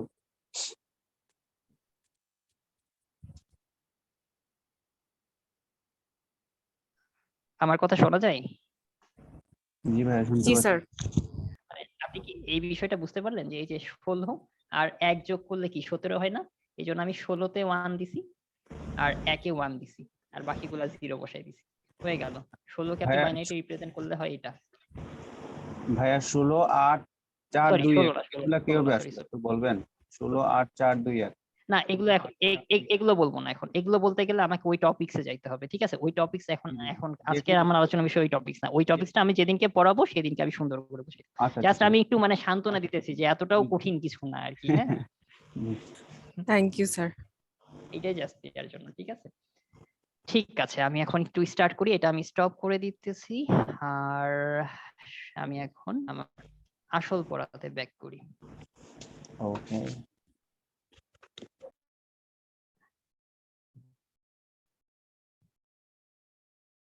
ওকে, আচ্ছা, আমি একটা ডেমো ক্লাস নিয়েছিলাম মানে একদম প্রথমে, সেখানে কিন্তু আমি এই ক্লাসটা নিয়েছি, invention and history of computer, ঠিক আছে? সো আপনারা কি সবাই এই ক্লাসটা করেছেন? যদি সবাই এই ক্লাসটা করে থাকেন তাহলে আমি এটা রিপিট করব না, কিন্তু যদি কেউ না করেন, একজনও না করেন, তাহলে আমি এটা রিপিট করব, স্যার যেহেতু এটা আমি করি আমি আমি করিনি। করি নাই। স্যার আচ্ছা আমি করি নাই। আচ্ছা, অনেকেই করেন নাই, সো এটা রিপিট করতেই হবে। শুরু করি আমরা। আমরা পড়া শুরু করতেছি আজকে, আসেন।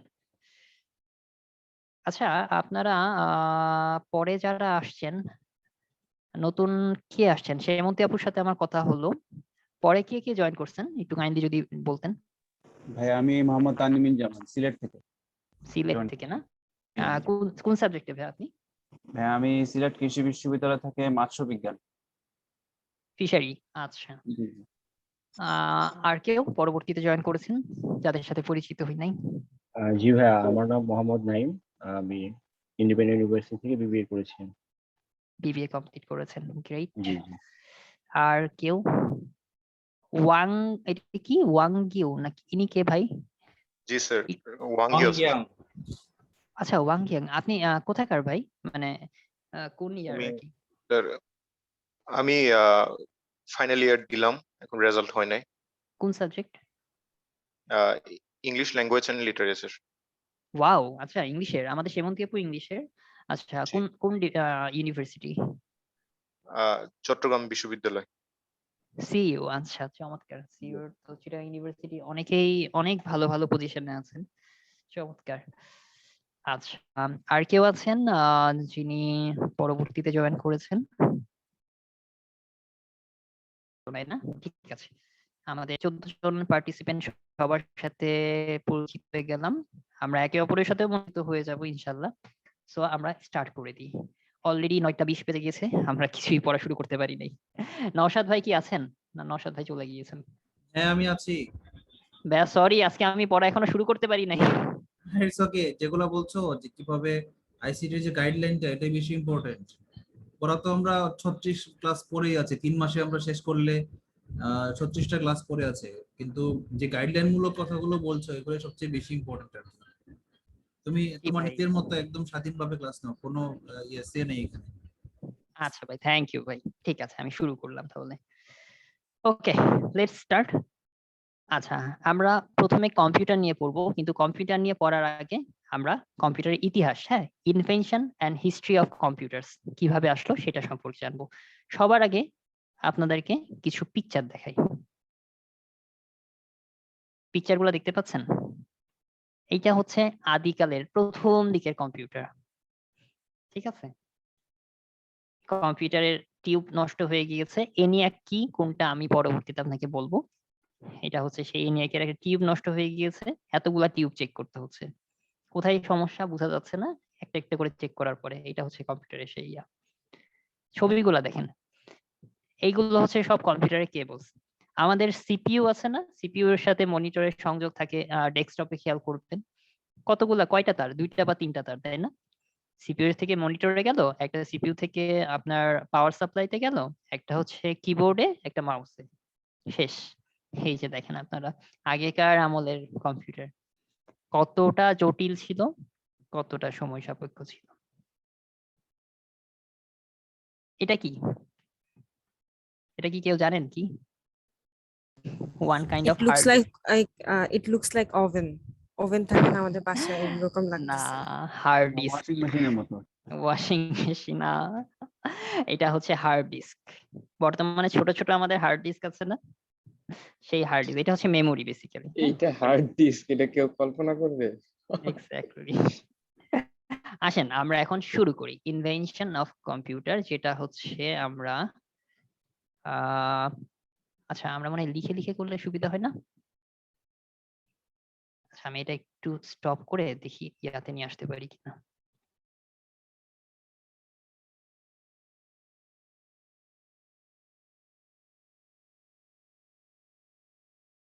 আচ্ছা এখানেই করতে হবে।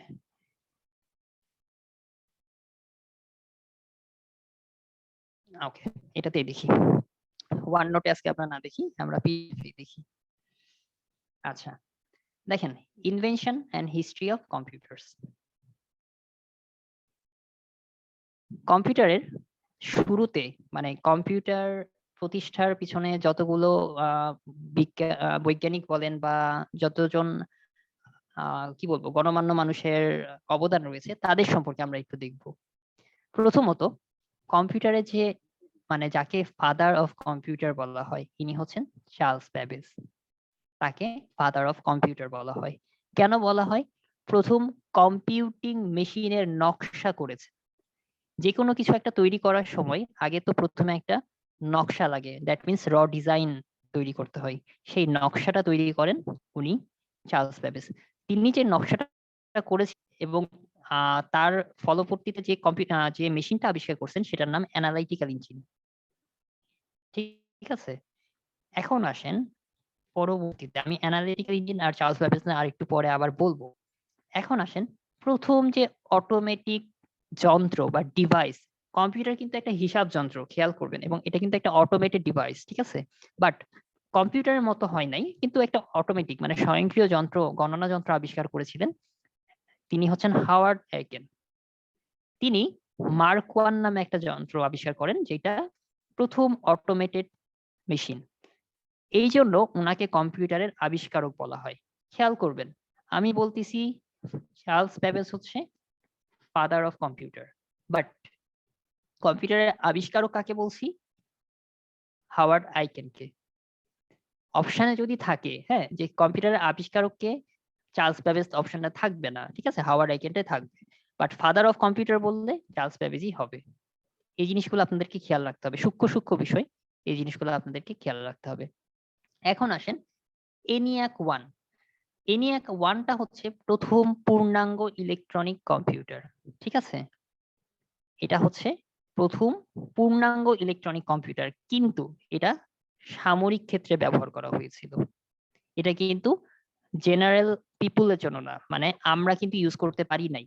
যদি পরীক্ষাতে কোশ্চেন আসে যে প্রথম পূর্ণাঙ্গ কম্পিউটারের নাম কি, ENIAC 1, কিন্তু বাণিজ্যিক ভাবে যদি কোশ্চেনটা আসে, দ্যাট মিন্স বাণিজ্যিক ভাবে মানে কি, এইটা হচ্ছে আমাদের কমার্শিয়ালি তৈরি করা হয়েছিল, সাধারণ জনগণ এই কম্পিউটারটা কিনতে পেরেছিল। তার মানে যদি বলা হয় কোশ্চেনে বাণিজ্যিক ভাবে প্রথম পূর্ণাঙ্গ কম্পিউটারের নাম কি, সেটা হচ্ছে ইউনিভ্যাক 1। অপশনে ENIAC-ও থাকবে, ইউনিভ্যাকও থাকবে, ঠিক আছে? আপনাকে অ্যান্সার করতে হবে ইউনিভ্যাক। আমি আপনাকে 0.5 এর কথা বলেছিলাম না, নেগেটিভ মার্কিং, ওই এনিয়াকও থাকবে, ইউনিভ্যাকও থাকবে। এই জিনিসটা আপনাদের মাথায় রাখতে হবে। দুইটাই কিন্তু পূর্ণাঙ্গ কম্পিউটার, কিন্তু এটা হচ্ছিল অনলি সামরিক ক্ষেত্রে, আর এটা সবার জন্য বাণিজ্যিকভাবে। ঠিক আছে, এই বিষয়টা ক্লিয়ার হয়েছে? এটা বোঝার খুব একটা কিছু নাই, মাথায় রাখবেন যে এই পড়ার সময় এই জিনিসগুলো মাথায় রাখবেন, কারণ মনে থাকে না নর্মালি। আপনাকে আমি বলছি না যে বাইনারি ভিত্তিক কম্পিউটার, মানে ওই যে 0 আর 1, আমি বলতেছি না বারবার 0 আর 1, এই 0-1 ভিত্তিক যে কম্পিউটার, সেটা প্রথম যে কম্পিউটার সেটা হচ্ছে এবিসি। এবিসি হচ্ছে অ্যাটমস অফ বেরি কম্পিউটার। ঠিক আছে, বাইনারি ভিত্তিক প্রথম ইলেকট্রনিক কম্পিউটার। বাট যদি পূর্ণাঙ্গ কম্পিউটার বলে, এবিসি হচ্ছে না, বাইনারি ভিত্তিক বললে তখন এবিসি হবে।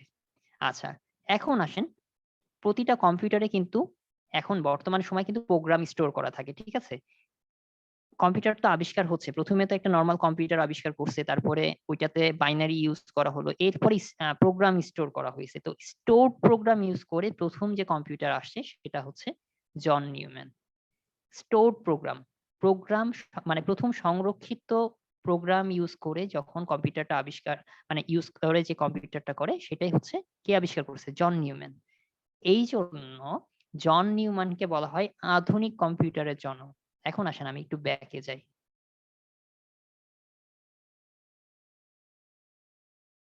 হাওয়ার্ড এইকেন বলছি কম্পিউটারের আবিষ্কারক, আবার এখানে এসে জন নিউম্যান, একেও বললাম কম্পিউটারের আবিষ্কারক।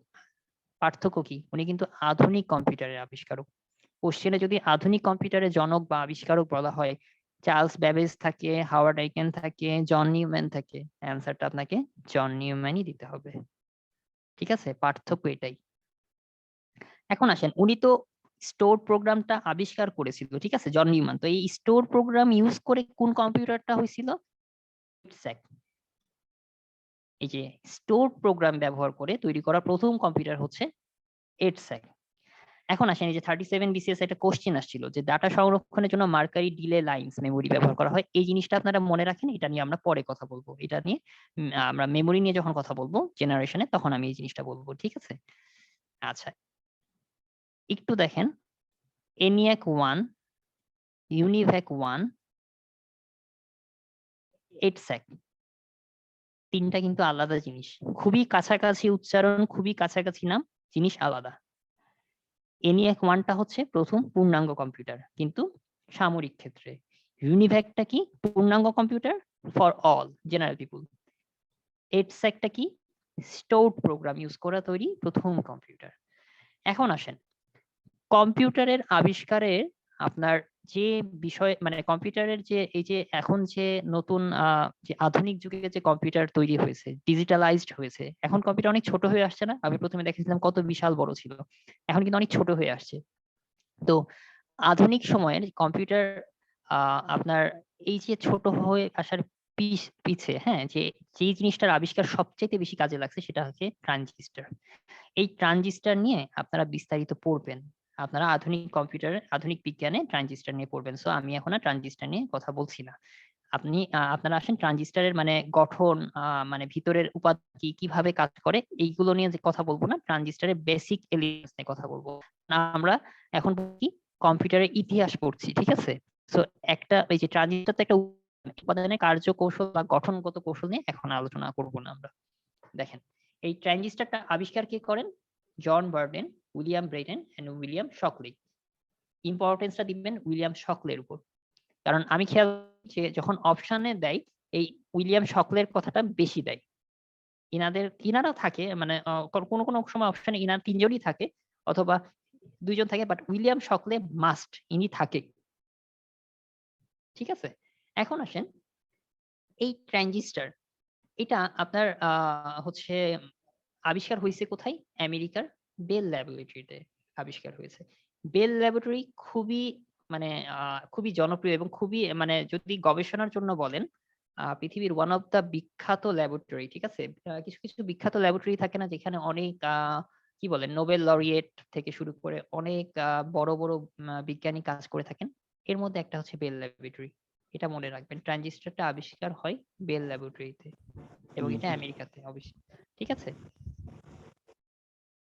আচ্ছা, এই যে দেখেন বলা হয়ে থাকে ইলেকট্রনিক্সের যাত্রা শুরু হয় ট্রানজিস্টর আবিষ্কারের মাধ্যমে। কোশ্চেন আসে একদম এখান থেকে হুবহু ডিরেক্ট কোশ্চেন আসে যে ইলেকট্রনিক্সের যাত্রা, ঠিক আছে, ইলেকট্রনিক্সের যাত্রা শুরু হয় কোন উপাদান আবিষ্কারের ফলে? That is transistor. এবং একটু আগে আমাদের ওই ইলেকট্রিক্যালের আপু একটা কথা বলছিলেন ইলেকট্রনিক্সের ক্ষেত্রে সেমিকন্ডাক্টর, এই সেমিকন্ডাক্টরটা, ঠিক আছে, ট্রানজিস্টরের এই যে কথা বলা হয়েছে ইলেকট্রনিক্সের যন্ত্র, এটার পিছনের মূল যে অবদান সেটা হচ্ছে সেমিকন্ডাক্টর। সেমিকন্ডাক্টর জিনিসটা কি এটা আপনারাও বিজ্ঞানে পড়বেন, ঠিক আছে, যে কন্ডাক্টর কি, পরিবাহী। সেমিকন্ডাক্টর মানে বাংলা হচ্ছে অর্ধ পরিবাহী। কোনটাকে পরিবাহী বলা হয়, কোনটাকে অর্ধ পরিবাহী বলা হয়, কোনটাকে অপরিবাহী বলা হয়, কেন বলা হয়, এই বিষয়গুলোতে আমি যাচ্ছি না, জাস্ট আমি সেমিকন্ডাক্টর বলছি। হ্যাঁ, কারণ এগুলো বিজ্ঞানে আপনি ডিটেলস পড়বেন, আমি ওইদিকে যদি যাই আমার মূল জায়গাটা বাদ চলে যাচ্ছে। সো আমরা এখন সেমিকন্ডাক্টরই থাকতেছি, ঠিক আছে। সেমিকন্ডাক্টরের উপাদানগুলা কি কি? সিলিকন, জার্মেনিয়াম, এই দুইটা উপাদান খুব ইম্পর্টেন্ট আপনাদের জন্য, অবশ্যই মনে রাখবেন সিলিকন, জার্মেনিয়াম। কেমিস্ট্রি আপনারা যখন বিজ্ঞানে পড়বেন তখন কিন্তু পড়বেন ওই যে সিলিকনের 14, জার্মেনিয়ামের কত, কেন 14, লাস্ট ইলেকট্রন শেলে কতগুলা, সরি লাস্ট শেলে কতগুলা ইলেকট্রন আছে, কেন এটা মানে আপনার অর্ধপরিবাহী হয়েছে, এগুলো একদম বিস্তারিত পড়বেন। সো এটা নিয়ে টেনশনে কিছু নাই যে সেমিকন্ডাক্টর মানে কি বা কেন সিলিকন বলছি, এইগুলো মাথায় নিয়ে আসিয়েন না, ঠিক আছে। আমি এই জন্যই বারবার বলছি, কারণ অনেকের কাছেই সিলিকন, কেন সিলিকন হলো কোশ্চেন আসবে, সেমিকন্ডাক্টর কেন বলতেছি, হ্যাঁ, কোনো সমস্যা নেই, সবগুলো অ্যান্সার পেয়ে যাবেন আস্তে আস্তে যখন যাব, সব অ্যান্সার পাবেন, সমস্যা নেই। আচ্ছা, আমি যে ট্রানজিস্টরের কথাগুলো বলছি না, এই যে দেখেন ট্রানজিস্টর, এইগুলোকে ট্রানজিস্টর বলছে, কত ছোট্ট একটা জিনিস। আর এই ছোট্ট একটা জিনিস আবিষ্কারের ফলে কিন্তু কম্পিউটারের সাইজ গুলা ছোট হয়ে আসছে। খেয়াল করেন তিনটা পা আছে না, এই যে দেখেন ট্রানজিস্টরের তিনটা পা, মানে তিনটা দেখছেন না, এই তিনটা বিষয় দেখেন, এটার উপর ভিত্তি করে দুই প্রকার ট্রানজিস্টরকে দুই ভাগে ভাগ করা হয়, একটা হচ্ছে NPN অথবা PNP। দ্যাট মিন্স এই যে দেখেন হয় NPN অথবা PNP ট্রানজিস্টর এই ক্যাটাগরির হয়, ঠিক আছে। এখন যে কোশ্চেনটা জন্য ইম্পর্টেন্ট আসে সেটা হচ্ছে দেখেন ট্রানজিস্টর ভিত্তিক কম্পিউটারের নাম কি? প্রথম কম্পিউটারের নাম হচ্ছে TXO। ট্রানজিস্টর ভিত্তিক প্রথম কম্পিউটারের নাম TXO, খেয়াল করবেন। কিন্তু ট্রানজিস্টর ভিত্তিক দেখেন আমি মিনিটা ইতালিক অক্ষরে লিখছি না, তার মানে একটু ব্যাকিয়ে লিখছি না, তার এই জন্য এই যে মিনি কম্পিউটার আপনাদের মাথায় কোশ্চেন আসবে, হ্যাঁ এই যে মিনি কম্পিউটার কেন বলতিছে, এই মিনি কম্পিউটার কি, মাইক্রো কম্পিউটার কি, সুপার কম্পিউটার কি, আমি একটু পরেই বোঝাবো। সো এখন মিনি কম্পিউটারে আপনারা মাথায় দিয়েন না, আপনারা মাথায় মনোযোগ দেন PDB 8-এ। যদি কোশ্চেন আসে যে ট্রানজিস্টর ভিত্তিক প্রথম কম্পিউটারের নাম কি, তার নাম হচ্ছে TXO। বাট ট্রানজিস্টর ভিত্তিক প্রথম মিনি কম্পিউটারের নাম যদি আসে PDB 8 হবে, অপশনে TXO থাকবে কিন্তু। আর যদি মিনি প্রথম কম্পিউটার বলে অপশনে কিন্তু PDB 8ও থাকবে। PSC এই কাজটাই করে। PSC তে যারা কোশ্চেন সেটার তারা মনে রাখবেন আমাদের থেকে অনেক ভালো জানে, ওনারা জানে যে কোন জায়গায় আমরা ভুল করব, ওই জন্য ওনারা এইভাবে কনফিউজিং কোশ্চেন গুলো তৈরি করে থাকে। বিশেষ করে বিজ্ঞান, কম্পিউটার, ম্যাথ এগুলোতে দুই একটা অ্যান্সার পাবেন, ঠিক আছে, মানে এত কনফিউজিং। হ্যাঁ, লগ 1 এর মান কি 1 না 0, ঠিক আছে, অপশনে 1ও থাকবে 0 থাকবে, যেটা অ্যান্সার হবে সেটাও থাকবে, মনে করেন এমন কনফিউজিং ব্যাপার থাকে। আচ্ছা, এখানে একটা জিনিস আমি বলতে ভুলে গিয়েছিলাম, দেখেন ট্রানজিস্টর আবিষ্কার হয়, দেখেন আমি সব জায়গায় সাল দিই নাই, এখানে আমি সাল দিছি 1948 সালে। আলালের বইয়ে মনে হয় এটা 1949 দিয়ে আছে, বাট সব জায়গায় মনে হয় 1948 আছে, এটা একটু খেয়াল করবেন, এটা 1948 হবে, কারণ আমি বিভিন্ন জায়গায় 1948 পেয়েছি। যাই হোক, ভাই আমি ছোটবেলা থেকে 48 জানি, সো এবং এটা এই জিনিসটা আমি কখনো ভুলি না। হ্যাঁ হ্যাঁ, এটা 48, কিন্তু আমি জানি না আলালসের বইয়ে মনে হয় এটা কি দিয়ে আছে একটু দেখেন, এটা মনে হয় 49 দিয়ে আছে, সেদিনকে কবে জানি দেখতেছিলাম। তো এটা আপনারা দেখবেন, এটা আমি 48 পড়ে আসছি, 48। সো ট্রানজিস্টর আবিষ্কার হয়েছিল 1948 সালে। ট্রানজিস্টর আবিষ্কার হওয়ার ফলে কিন্তু কম্পিউটারের, মানে কম্পিউটার না, ইলেকট্রনিক্স পণ্যে একটা যুগান্তকারী পরিবর্তন সাধিত হয়েছে। খেয়াল করবেন তার ঠিক 10 বছর পরে আইসি আবিষ্কার হয়েছে। এই আইসি নামক যন্ত্রাংশটা আবিষ্কার হওয়ার ফলে, এই যে ঠিক তার দেখেন 10 বছর পরে আইসি আবিষ্কার হওয়ার ফলেও কিন্তু কম্পিউটারের বিশাল একটা বড় পরিবর্তন হয়েছে। এই যে আমরা এখন যে এলসিডি মনিটর দেখি না, আগে তো সিআরটি মনিটর দেখতাম, তারপরে চেঞ্জ হচ্ছে না, সাইজে চেঞ্জ হচ্ছে না, এইরকমই একটা মানে পরিবর্তন হয়েছিল যে মানে সাইজের ক্ষেত্রে আর কি। হ্যাঁ, আমি বলছি না যে সিআরটি থেকে এলসিডি আসছে আইসির জন্য, এটা না, মানে এইরকমই আমি সাইজটা কম্পেয়ার করার জন্য বললাম যে দেখেন কত ছোট হয়ে আসতেছে। এই আইসি কিন্তু একটা বিশাল বড় অবদান রাখছে, ঠিক আছে। এখন দেখেন এই আইসিটা আবিষ্কার করেছেন কে? দুইটাই মনে রাখবেন, জ্যাক কেলবি, রবার্ট নয়েস। অপশনে দুইটাও আসতে পারে, রবার্ট নয়েসও দিতে পারে, জ্যাক কেলবিও দিতে পারে, ঠিক আছে। রবার্ট নয়েসটা একটু বেশি ইম্পর্টেন্ট, এটা আমি প্রায় দেখছি। জ্যাক কেলবিও মনে রাখবেন, আসে না তা না। খেয়াল করে দেখেন, আধুনিক কম্পিউটারের দ্রুত অগ্রগতির মূলে রয়েছে আইসি। আইসি কিন্তু 4 প্রকার, একটা হচ্ছে এসএসআই, এমএসআই, এলএসআই, ভিএলএসআই। এর মধ্যে ভিএলএসআইটা কি আমরা একটু পরে দেখব। এখন আসেন, ট্রানজিস্টর ভিত্তিক আমি কম্পিউটার দেখছি না, প্রথম কম্পিউটার কি বলেন তো? আপনাদের মনে আছে ট্রানজিস্টর ভিত্তিক প্রথম কম্পিউটার নাম কি বলেন তো? কার মনে আছে? কম্পিউটারটা টিএক্সও। টিএক্সও, এক্স্যাক্টলি টিএক্সও। আইসি ভিত্তিকও কিন্তু কম্পিউটার আছে, এবং প্রথম কম্পিউটার নাম হচ্ছে কি, এই যে দেখেন B2500 এবং B3500, ঠিক আছে। এই দুইটা মনে রাখবেন। আর যদি কোশ্চেন আসে, দেখেন কত সূক্ষ্মভাবে কোশ্চেন আসে। আমি কিন্তু দেখেন আইসি ভিত্তিক কম্পিউটার বলছি, কিন্তু যদি আমি বলি আইসি চিপ ব্যবহার করে প্রথম ডিজিটাল কম্পিউটার, ডিজিটাল কম্পিউটার হচ্ছে কিন্তু IBM 360, ঠিক আছে। যদি আইসি চিপ ইউজ করে প্রথম ডিজিটাল কম্পিউটার যদি বলি, সেটা হচ্ছে IBM 360, বাট প্রথম কম্পিউটারটা ছিল এটা। এই জিনিসগুলো আপনারা মনে রাখবেন, অপশনে দুইটাই থাকবে যদি ভাইয়া, দেয়। হুম, বলেন। আইসি ভিত্তিক প্রথম কম্পিউটার B2500 এন্ড এই দুইটা মিলে কি একটা কম্পিউটার নাকি দুইটা ডিফারেন্ট কম্পিউটার? না, দুইটা আলাদা আলাদা। B2500 একটা, B3500 এখন মানে অপশনে কি যদি আলাদা থাকে মানে না, option একটা থাকবে, একটা থাকবে, যে কোনো একটা থাকবে, নরমালি একটাই থাকবে, অথবা যদি দুইটা থাকে তাহলে অপশনে থাকবে গ উভয়ই অথবা কোনোটিই নয়, এরকম থাকবে, ঠিক আছে। মানে Thank you. হ্যাঁ, বুঝতে পারছেন তো না? মানে এ তে থাকবে এটা, বি তে থাকবে হচ্ছে মনে করেন উভয়ই অথবা কোনোটি নয়, অথবা এরকম কিছু একটা মিলাইয়ে দিল আর কি, ঠিক আছে।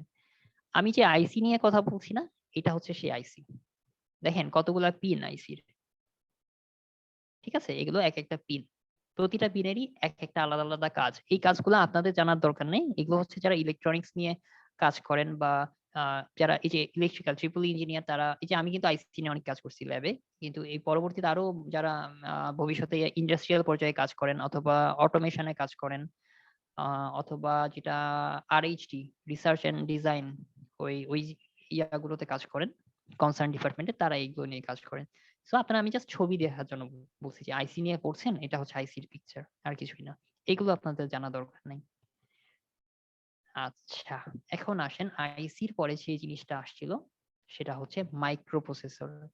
আমরা মনে রাখছি কি 1948, সেটা হচ্ছে কি ট্রানজিস্টর, তার ঠিক 10 বছর পরে আইসি, এবং পরবর্তীতে লাস্ট যে জিনিসটা মাইক্রোপ্রসেসর। এই জিনিসটা আবিষ্কার হওয়ার ফলেও কিন্তু কম্পিউটারের একটা বিশাল বড় প্রোগ্রেস হয়েছে।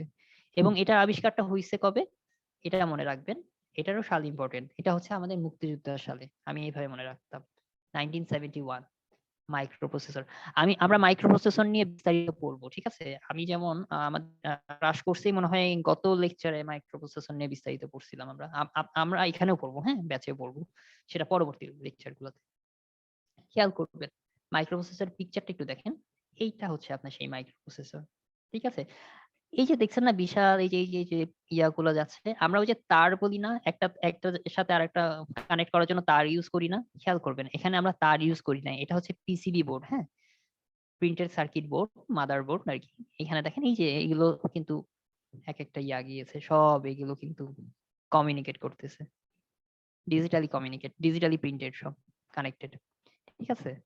জাস্ট আমি ছবিটা দেখেন, আপনাদের মানে এটা এত ডিটেলস না, আপনাদের এখন যে পড়ার বিষয় সেটা হচ্ছে হিস্ট্রি পড়তেছেন, ঠিক আছে, ইতিহাস, যে কম্পিউটারের বিবর্তন এই পর্যায়ে আসলো কিভাবে। ওই যে সেই বিখ্যাত ওই পিকচার গুলা দেখেন, এই যে এই পজিশন থেকে এই যে দেখেন, এই যে ENIAC দেখতেছেন, ENIAC এই হলো সেই ENIAC। একটু আগে আমি বললাম না ENIAC নিয়ে কথা বলছিলাম না, এইটাই সেই ENIAC এর ফিগারটা দেখেন কি অবস্থা। এখন তো ENIAC আপনাদের পরিচিত হয়ে গিয়েছে। আচ্ছা, তো এই ফিগার থেকে বর্তমান কম্পিউটারে কিভাবে আসছে সেটারই আমরা এখন বিবর্তনটা পড়ছি, ইভলিউশনটা দেখতেছি। সো আপনারা এখন এইটাতে মনোযোগ দেন একটু। খেয়াল করেন, মাইক্রোপ্রসেসরের জনককে টেড হফ, ইম্পর্টেন্ট কোশ্চেন আসে। এবং প্রথম কেই তৈরি করে ইন্টেল কোম্পানি, ঠিক আছে, ইন্টেল কর্পোরেশন, ঠিক আছে। ইন্টেল কিন্তু খুবই বিখ্যাত একটা কর্পোরেশন, ঠিক আছে। Intel Pentium 3, Intel Pentium 4, core i3, core i5, যতগুলা এই যে ইন্টেলের অনেক ইয়া আছে না, এখনো কিন্তু ইন্টেলের কোম্পানির প্রসেসর তৈরি হইতেছে। এখনকার প্রসেসর গুলোর নাম কি? Core i3, core i5, core i7, তাই না? এই সেই কোর i3, এইগুলো হচ্ছে প্রসেসর, এই মাইক্রো প্রসেসর, ঠিক আছে। তো এখন তো কোর i3, কোর i5 আসছে, প্রথম মাইক্রো প্রসেসরের নামটা কি? এটা কিন্তু কোশ্চেন আসে। সেটার নাম হচ্ছে ইন্টেল 4004। প্রথম মাইক্রো প্রসেসরের নাম হচ্ছে ইন্টেল 4004। বর্তমানে কি চলতেছে? Core i3, core i5, core i7। আচ্ছা, মাইক্রোপ্রসেসর টাইপ গুলো আমরা এখন আর দেখার দরকার নাই, এগুলো আমরা মাইক্রোপ্রসেসর নিয়ে যখন পড়বো বিস্তারিত তখন আমরা পড়বো, ঠিক আছে। এখন এটা দেখার দরকার নাই। এখন আসেন, মাইক্রোপ্রসেসরের জনক তো টেড হফ, তাই না? মাইক্রোপ্রসেসর তৈরি করছেন বা আবিষ্কার করছেন টেড হফ, কিন্তু মাইক্রোপ্রসেসর ইউজ করে প্রথম কম্পিউটার যেটা হয়েছিল সেটার নাম কি? সেটার নাম ছিল অল্টেয়ার 880, এবং সেটা কত সালে? 1975 সালে। খেয়াল করবেন, আমি একটু মানে খুব আস্তে পড়াচ্ছি, কিন্তু একটা জিনিস আমি এই বিষয়গুলো একটু মাথার মধ্যে রাখেন। যদি প্রশ্নে আসে যে মাইক্রোপ্রসেসর কত সালে আবিষ্কৃত হয়, 1971, বাট মাইক্রোপ্রসেসর ভিত্তিক কম্পিউটার প্রথম আবিষ্কৃত কত সালে হয়? 1975, 1975, ঠিক আছে। অপশনে ডেফিনেটলি 1971 ও থাকবেই থাকবে, এটা আপনি নিশ্চিত থাকেন। কোশ্চেন সেটার যিনি হবেন 1971 দিয়ে রাখবেন, কিন্তু অ্যান্সার হবে 1975। এটা কি আপনারা বুঝতে পারতেছেন কোনটা হচ্ছে মাইক্রোপ্রসেসর ভিত্তিক কম্পিউটার আর কোনটা শুধু মাইক্রোপ্রসেসর? আচ্ছা আসেন, মাইক্রোপ্রসেসরের প্রথম মাইক্রোপ্রসেসর নাম ছিল ইন্টেল 404, ঠিক আছে, কিন্তু প্রথম মাইক্রোপ্রসেসর ভিত্তিক কম্পিউটার ছিল হচ্ছে অল্টেয়ার 880, এবং এটা কে তৈরি করেন? Edward Roberts. এই জন্য উনাকে মাইক্রো কম্পিউটারের জনক বলা হয়। খেয়াল করেন, মাইক্রো প্রসেসরের জনক না, মাইক্রো কম্পিউটারের জনক। মাইক্রো কম্পিউটারের জনক কে? এডওয়ার্ড রবার্টস, কিন্তু মাইক্রো প্রসেসরের জনক হচ্ছে টেড হফ।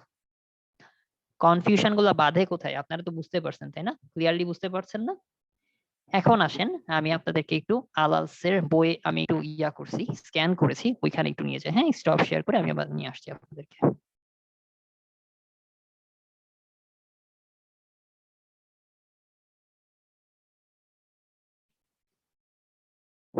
আচ্ছা, কঠিন লাগছে আপনাদের কাছে? একটু বলেন, শেয়ার করেন কি অবস্থা। ইফেক্টিভ হচ্ছে আমার কাছে মনে হচ্ছে। আপনারা কি মনে করেন, মানে যে ডাটাগুলো একদম সামারাইজ জিস্ট এগুলো কিন্তু সে কালেক্ট করেছে, যেটা এবং ডিফারেন্সিয়েট সহ আর কি, এটা সম্ভবত কোনো বইও এভাবে বলা নেই। আপনাদের কাছে কি মনে হয়? হ্যাঁ ভাই, মানে একদম ভালো সূক্ষ্ম স্যার, ভালো। সূক্ষ্ম যে জায়গাগুলো আমরা ভুল করতে পারি কোশ্চেন একদম গুলো সব সবসময় আসে, মানে কনফিউশন ক্রিয়েট করে ওগুলাই। জ্যাক কেলবি উনি কিসের আবিষ্কারক নাকি? রবার্ট নয়েস আর জ্যাক কেলবি ভাই, আইসি। ও আচ্ছা, আইসি। আচ্ছা, জি আমি ভাই, মাইক্রোপ্রসেসরের সঙ্গে আইসি গুলিয়ে ফেলছিলাম, এজন্যই ভাবলাম। আমি তো ভাই এটা জ্যাক এক্স্যাক্টলি ভাই। হ্যাঁ ভাই, মাইক্রোপ্রসেসর, আইসি আর ট্রানজিস্টর অনেক বেশি ইয়া লাগে আর কি, মানে খুবই কাছাকাছি, তো কনফিউজিং মনে হয় আর কি ভাই। ওই জন্যই আর কি আমি একটু ওই আলাদাভাবে বারবার ওইটার উপর প্রেশারাইজ করছিলাম যে এটা হচ্ছে এই মানে জ্যাক কেলবি হচ্ছে আইসি, রবার্ট নয়েস জ্যাক কেলবি, তারপরে হচ্ছে এই ব্যাপারগুলো আমি একটু বেশি করছিলাম। আচ্ছা, আমি তো হার্ডওয়্যার ভাইয়া, বলি, আপনি আমি তো কম্পেয়ার করে সফটওয়্যার নিয়ে কাজ পড়াতে করেছি। হার্ডওয়্যার সম্পর্কে একটা ছোট প্রশ্ন করি, সেটা হচ্ছে যে মানে ট্রানজিস্টরের আপগ্রেডেড ভার্সন হচ্ছে আইসি, মানে অনেকগুলো ট্রানজিস্টর কি একসঙ্গে করা হয় আইসিতে, এরকম কি? এবং অনেকগুলো না আইসি না না না না না না না না, আইসি আলাদা ভাই, আইসিটা আলাদা। মানে জিনিসটা আইসিটা হচ্ছে কি ভাই, আইসিটা হচ্ছে ইন্টিগ্রেটেড সার্কিট, মানে অনেকগুলা সার্কিটকে আমি ইন্টিগ্রেট করে সমন্বয় করে একটাতে আমি নিয়ে আসছি আর কি। হ্যাঁ, ট্রানজিস্টর হচ্ছে আলাদা অপারেশন করছে, অনেকগুলো ট্রানজিস্টর নিয়েও আপনি আইসি তৈরি করতে পারবেন, বাট আইসিটা আরো বৃহত্তর অর্থে ইউজ করা যায় আর কি। হ্যাঁ, কম্পিউটারে যে আইসি ইউজ করা হয় সেটা কি অনেকগুলো ট্রানজিস্টর দিয়ে তৈরি করা হয় না অন্যভাবে তৈরি করা হয়? এটা তো ভাই ডিপেন্ড করে মেবি। হ্যাঁ, এখানে আসলে এখন বেসিক্যালি আইসি হচ্ছে, আইসিরও অনেক ইয়া চলে আসছে, হ্যাঁ, ডেভেলপড ভার্সন চলে আসছে। এই যে মাইক্রোপ্রসেসর তৈরি হওয়ার পরে মাদারবোর্ডে আমরা যে আইসি গুলা, চিপ গুলা ইউজ করি, ওই এক একটা চিপে লক্ষ লক্ষ মিলিয়ন মিলিয়ন আপনার ইয়া থাকে, সার্কিট এটা থাকে আমরা আর আরেক কি। ক্লাসে শিখবো। মানে আমরা আইসি এবং আমাদের যে হ্যাঁ হ্যাঁ হ্যাঁ অ্যারিথমেটিক এন্ড লজিক ইউনিটের যে ক্লাস থাকবে সেই ক্লাসে আমরা শিখবো, কেমন? হ্যাঁ হ্যাঁ অবশ্যই। কনফিউজ না করি বা কঠিন ডিপে না ঢুকি আজকে। না ওকে, না না না না, আজকে আমরা একদমই বেসিকে আছি। হ্যাঁ, আজকে একদম মানে জাস্ট ইতিহাস পড়াচ্ছি আর কি, যে কবে কই থেকে কে আসছে বা কে আবিষ্কার করছে, এটা মানে এখন আজকে আর ওই দিকে যাচ্ছি না আমরা। ওকে, আমি একটু স্ক্রিন শেয়ার করি। আপনারা মনে হয় দেখতে পাচ্ছেন না? আচ্ছা সরি, আমি ইয়াজমা আপু বোধহয় কিছু বলতে চেয়েছিলেন, আমি ওনার মাঝখানে বোধহয় দুইজন বোধহয় একসঙ্গে কথা বলে ফেলেছি। ইয়াজমা আপু আপনার প্রশ্নটা বলুন।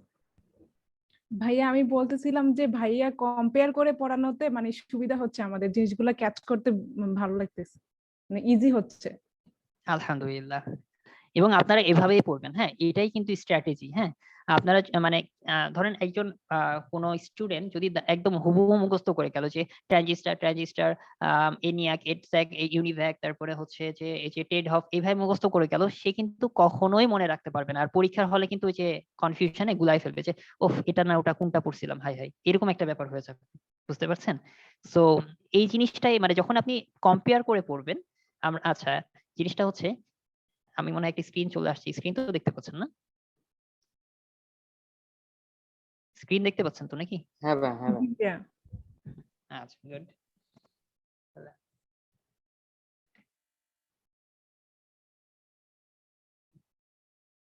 ওকে, আমি একটু উপরে লিখি, ঠিক আছে?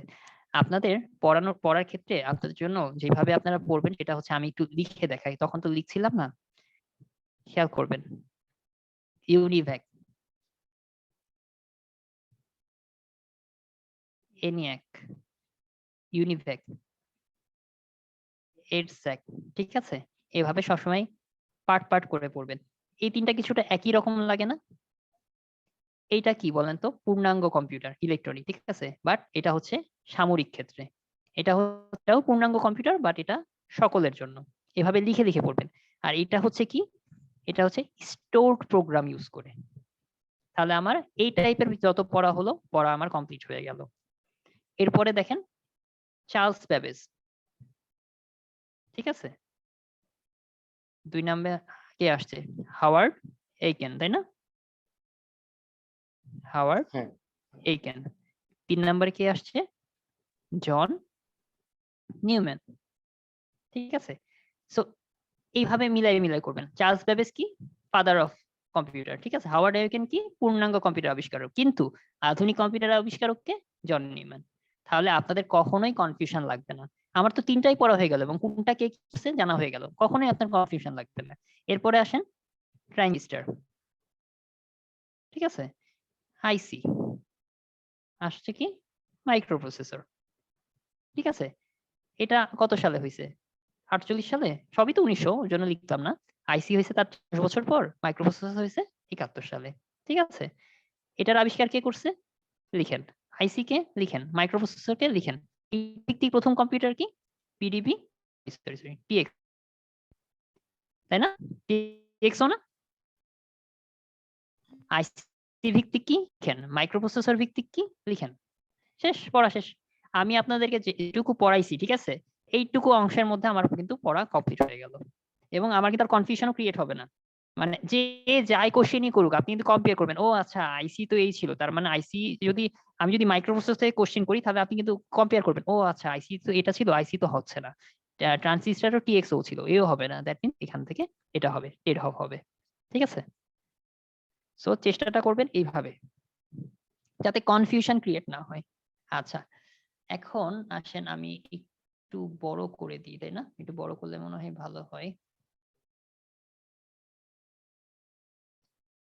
আচ্ছা, আমি এখন আপনাদের বইয়ের সাথে একটু মিলাই। যেহেতু আলালস কম্পিউটার হচ্ছে গিয়া মানে অনেক বেশি ইয়া পাইছে, ভোটে জয় লাভ করছে, তো আলালস কম্পিউটার থেকে আমি এটা একটু স্ক্যান করে আপনাদের কম্পিউটারে ইয়া করেছি, জাস্ট দেখাচ্ছি আমি যে জিনিসগুলা পড়ালাম। হ্যাঁ, সেই জিনিসগুলা এই যে দেখেন, কম্পিউটার আবিষ্কার কে করে, এই যে এটা আমি পরে দেখাচ্ছি, ঠিক আছে, এটা আমি পরে ইয়া করব। এটা একটু দেখেন, কম্পিউটার কে আবিষ্কার করেন, দেখেন এখানে অর্ট্রেড আছে, প্যাসকেল আছে, হাওয়ার্ড আইকেন আছে, অ্যাবাকাস আছে। ডেফিনেটলি অ্যান্সার হবে কি হাওয়ার্ড আইকেন, ঠিক আছে।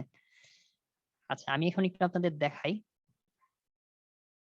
দেখেন অ্যাবাকাস। অ্যাবাকাসটা হচ্ছে মানে গাণিতিক হিসাব। আচ্ছা, কম্পিউটার তো আপনার একটা হচ্ছে কি হিসাব যন্ত্র, তাই না? এটা তো একটা হিসাব যন্ত্র, ক্যালকুলেশন করেন, নরমালি কি করে ক্যালকুলেশন করে এবং অনেক জটিল ক্যালকুলেশন করে। সো প্রথম যে গাণিতিক একটা যে যন্ত্র আবিষ্কার হয় সেটা সম্পর্কে জানতে হবে, সেই যন্ত্রটাই হচ্ছে অ্যাবাকাস। এটা হচ্ছে গাণিতিক হিসাবের জন্য প্রথম যন্ত্র, এটা আপনি দেখবেন। এরপরে নেপিয়ারের অস্থি কে আবিষ্কার করেন? জন নেপিয়ার।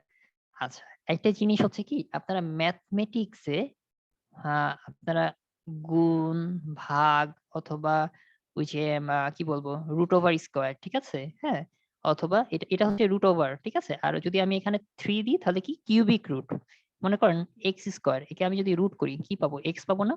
ঠিক তেমনি এক্স কিউবকে আমি যদি কিউবিক ইয়া করি তাহলে আমি এক্স পাবো একইভাবে। এটা কিভাবে আসছে সেটা আমি আপনাদেরকে ভেঙে দেখাচ্ছি না, এটা ম্যাথমেটিক্যাল টার্ম। হ্যাঁ, এই দিকে আমি যাচ্ছি না। সো এই কাজগুলা করা যেত এই যে নেপিয়ারের উপস্থিতিতে, এবং নাম ছিল লগারিদমস, ঠিক আছে। এখন আসেন, এটা নেপিয়ার অস্থি নামে পরিচিত। ক্যালকুলেটর আপনাদের দেখার দরকার নাই। আচ্ছা, আসেন পাঞ্চ কার্ড। পাঞ্চ কার্ডটা কি? পাঞ্চ কার্ডটা হচ্ছে নরমালি এটার আবিষ্কারক দেখা, আচ্ছা পড়েন হারমান হলিডে, তাও দেখিয়েন এই পাঞ্চ কার্ডটা আপনারা একটু দেখবেন। এটা কিছুই না, এটা হচ্ছে কি আপনাদের ওই পোশাক শিল্পে, হ্যাঁ 19 সেঞ্চুরিতে পোশাক শিল্পে এই জিনিসটা ইউজ করা হতো, এবং এটাতে কি করা হতো মানে আপনার একটা এক প্রকার একটা শক্ত কাগজে তৈরি একটা কার্ড ছিল, হ্যাঁ, যে কাগজের উপর একটা ছিদ্রের ইয়া ছিল, ছিদ্র করা ছিল, যেটাতে আপনার ছিদ্র মানে এটা একটা কার্ড, ঠিক আছে। এই পাঞ্চ কার্ডের উপর খেয়াল করবেন, মানে ছিদ্রের এখানে আমি যদি একটা ছিদ্র করি তাহলে ছিদ্র হলো না, এরকম ছিদ্রযুক্ত, ঠিক আছে, এই ছিদ্রযুক্ত কার্ড, এটার উপর বেস করে ওরা হচ্ছে কতজন প্রেজেন্ট হয়েছে আর কতজন অ্যাবসেন্ট ছিল এটার ইয়া করতো আর কি। হ্যাঁ, খুবই বেসিক একটা জিনিস, এটা অতটা ইম্পর্টেন্ট না। স্যার একটু একটা প্রশ্ন ছিল স্যার। হ্যাঁ হ্যাঁ হ্যাঁ, স্যার বলেন। এই কার্ডটা কি স্যার ওই যে ব্রেইলের যে পদ্ধতি, যারা দৃষ্টি প্রতিবন্ধী ওইটার মতো অনেকটা, যারা ওই যে না না, ডট ডটের মতো বোঝে? ব্রেইলের পদ্ধতিটা তো দেখেন, এটা হচ্ছে কি ওনাদের একটা গ্রামার আছে, হ্যাঁ ওনাদের একটা সিনট্যাক্স আছে, এরকম ডট ডট, এটা দ্বারা প্রতিটা দ্বারা কিন্তু একটা ওয়ার্ড বা লেটার এগুলো প্রকাশ পেত, ঠিক আছে। এগুলো দ্বারা ওনাদের কিন্তু একটা মানে গ্রামার আছে, ঠিক আছে। যেমন আমরা এখানে লিখতেছি, হ্যাঁ মনে করেন লিখতেছি আই হ্যাভ এ পেন, ঠিক আছে, আমি এই যে এখানে লিখলাম না, এখানে আই একটা লেটার, এটা একটা ওয়ার্ড, এরকম করে লিখলাম না। ব্রেইলের ইয়াতে এই জিনিসটাই কিন্তু এখানে যেভাবে ডটের দ্বারা বুঝাইতো, ঠিক আছে। এবং প্রতিটার কিন্তু একটা সিনট্যাক্স আছে, গ্রামার আছে, ওনারা এখানে এখানে হাত দিয়ে দিয়ে দিয়ে ফিল করতো যে এটা হচ্ছে আই, এটা মানে হচ্ছে যে হ্যাভ, এটা মানে হচ্ছে এ, এটা মানে হচ্ছে যে পেন, এটা আলাদা বিষয়, ঠিক আছে। এটা ব্রেইলস পদ্ধতি হচ্ছে দৃষ্টি প্রতিবন্ধীদের পড়াশোনার সুবিধার্থে মানে এই এই ইয়াটা তৈরি করা, এটা টোটালি আলাদা, ঠিক আছে। আমি কি বুঝাতে পেরেছি? এটার সাথে ওটার কোনো সম্পর্ক নাই, হ্যাঁ পাঁচ কার্ডের সাথে এটার কোনো সম্পর্ক নেই। জি স্যার, বুঝছি। আচ্ছা, আজ আমি একটা মিনিট টাইম নেই। হ্যাঁ শিওর ভাই। কেউ কি পার্টিসিপেন্টদের মধ্যে কেউ কি ইংলিশ ক্লাসও জয়েন করেছেন? এমন এমন কি কেউ আছেন? রায়হান আছো, আরো কেউ কি আছেন তবে ইংলিশ? আর আমি আছি স্যার। আচ্ছা, তাহলে আমরা একটু ওয়েট করি, মানে ইংলিশ ক্লাস একটু লেটে শুরু করি। ইমতিয়াজ আরো জি মনে স্যার। কয়টা বাজে? 10টা 15 20?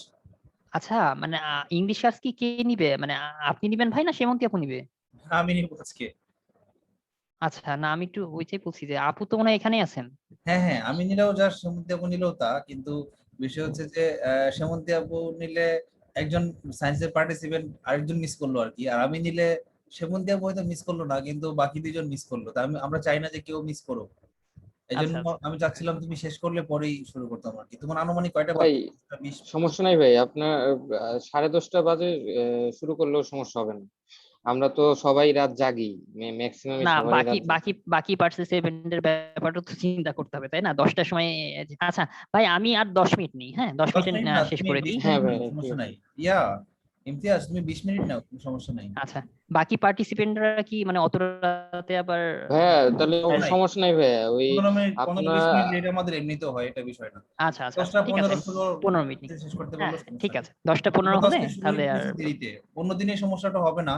আমরা তো আজকে ওই যে প্রথম ক্লাস তো ইন্ট্রোডাক্টরি প্রায় আধা ঘন্টা 40 হ্যাঁ মিনিট জি আলোচনা জি করে। ভাই, আজকে একটু এক্স্যাক্টলি ওইটা আলোচনার জন্য একটু সময় নিয়ে, ওকে, তুমি সমস্যা নাই। 10টা আচ্ছা আমরা 15 একটু 20 পর্যন্ত নেও, সমস্যা নাই। আমরা হয়তো 20-এর পরে আচ্ছা শুরু করলে সমস্যা হবে না। ওকে। ওকে ওকে ঠিক আছে ভাই। আচ্ছা, এখানে দেখেন সুন্দর করে এটা লিখে দিয়েছে।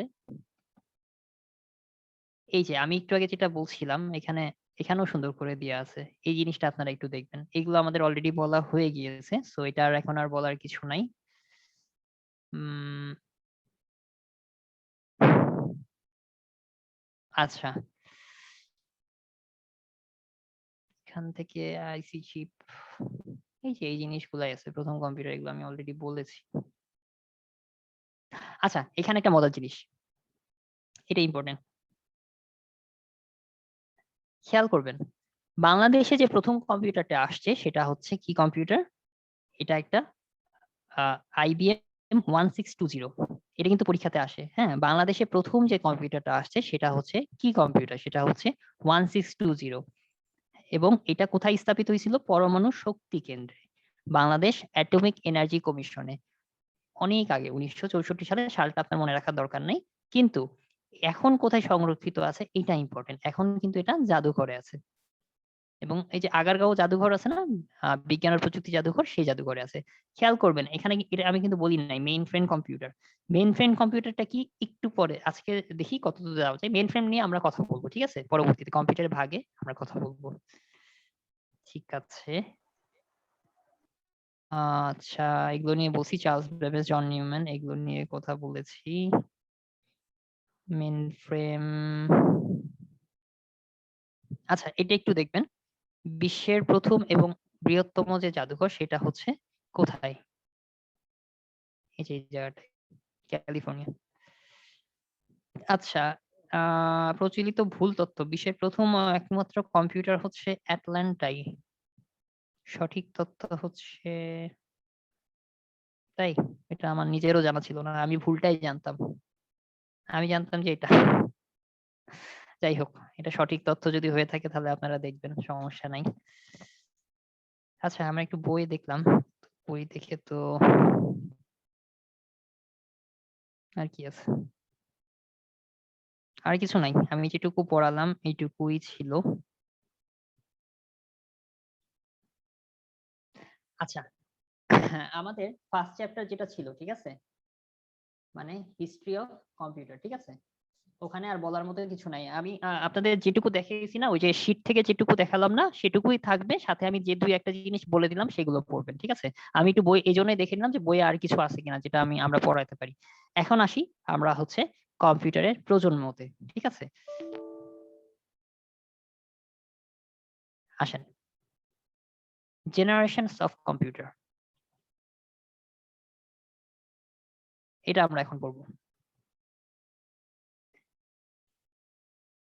তার মানে খেয়াল করবেন, আমাদের প্রজন্ম আছে না, first generation, second generation, third generation, এভাবে আমরা বলি না যে আপনার ফার্স্ট জেনারেশন হচ্ছে আপনার দাদু দাদি, বা তার সেকেন্ড জেনারেশন হচ্ছে আপনার বাবা মা, থার্ড জেনারেশন হচ্ছে আমরা, তার সন্তানেরা, এভাবে বলি না? ঠিক তেমনি কম্পিউটারেও কিন্তু জেনারেশনস আছে, ঠিক আছে? কম্পিউটারের জেনারেশন গুলো কি কি?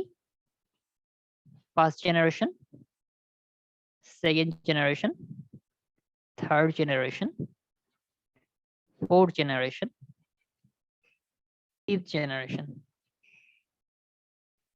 ঠিক আছে? ফিফথ জেনারেশন নিয়ে আমরা পরে কথা বলবো, আগে আমরা এই চারটা জেনারেশন নিয়ে কথা বলি।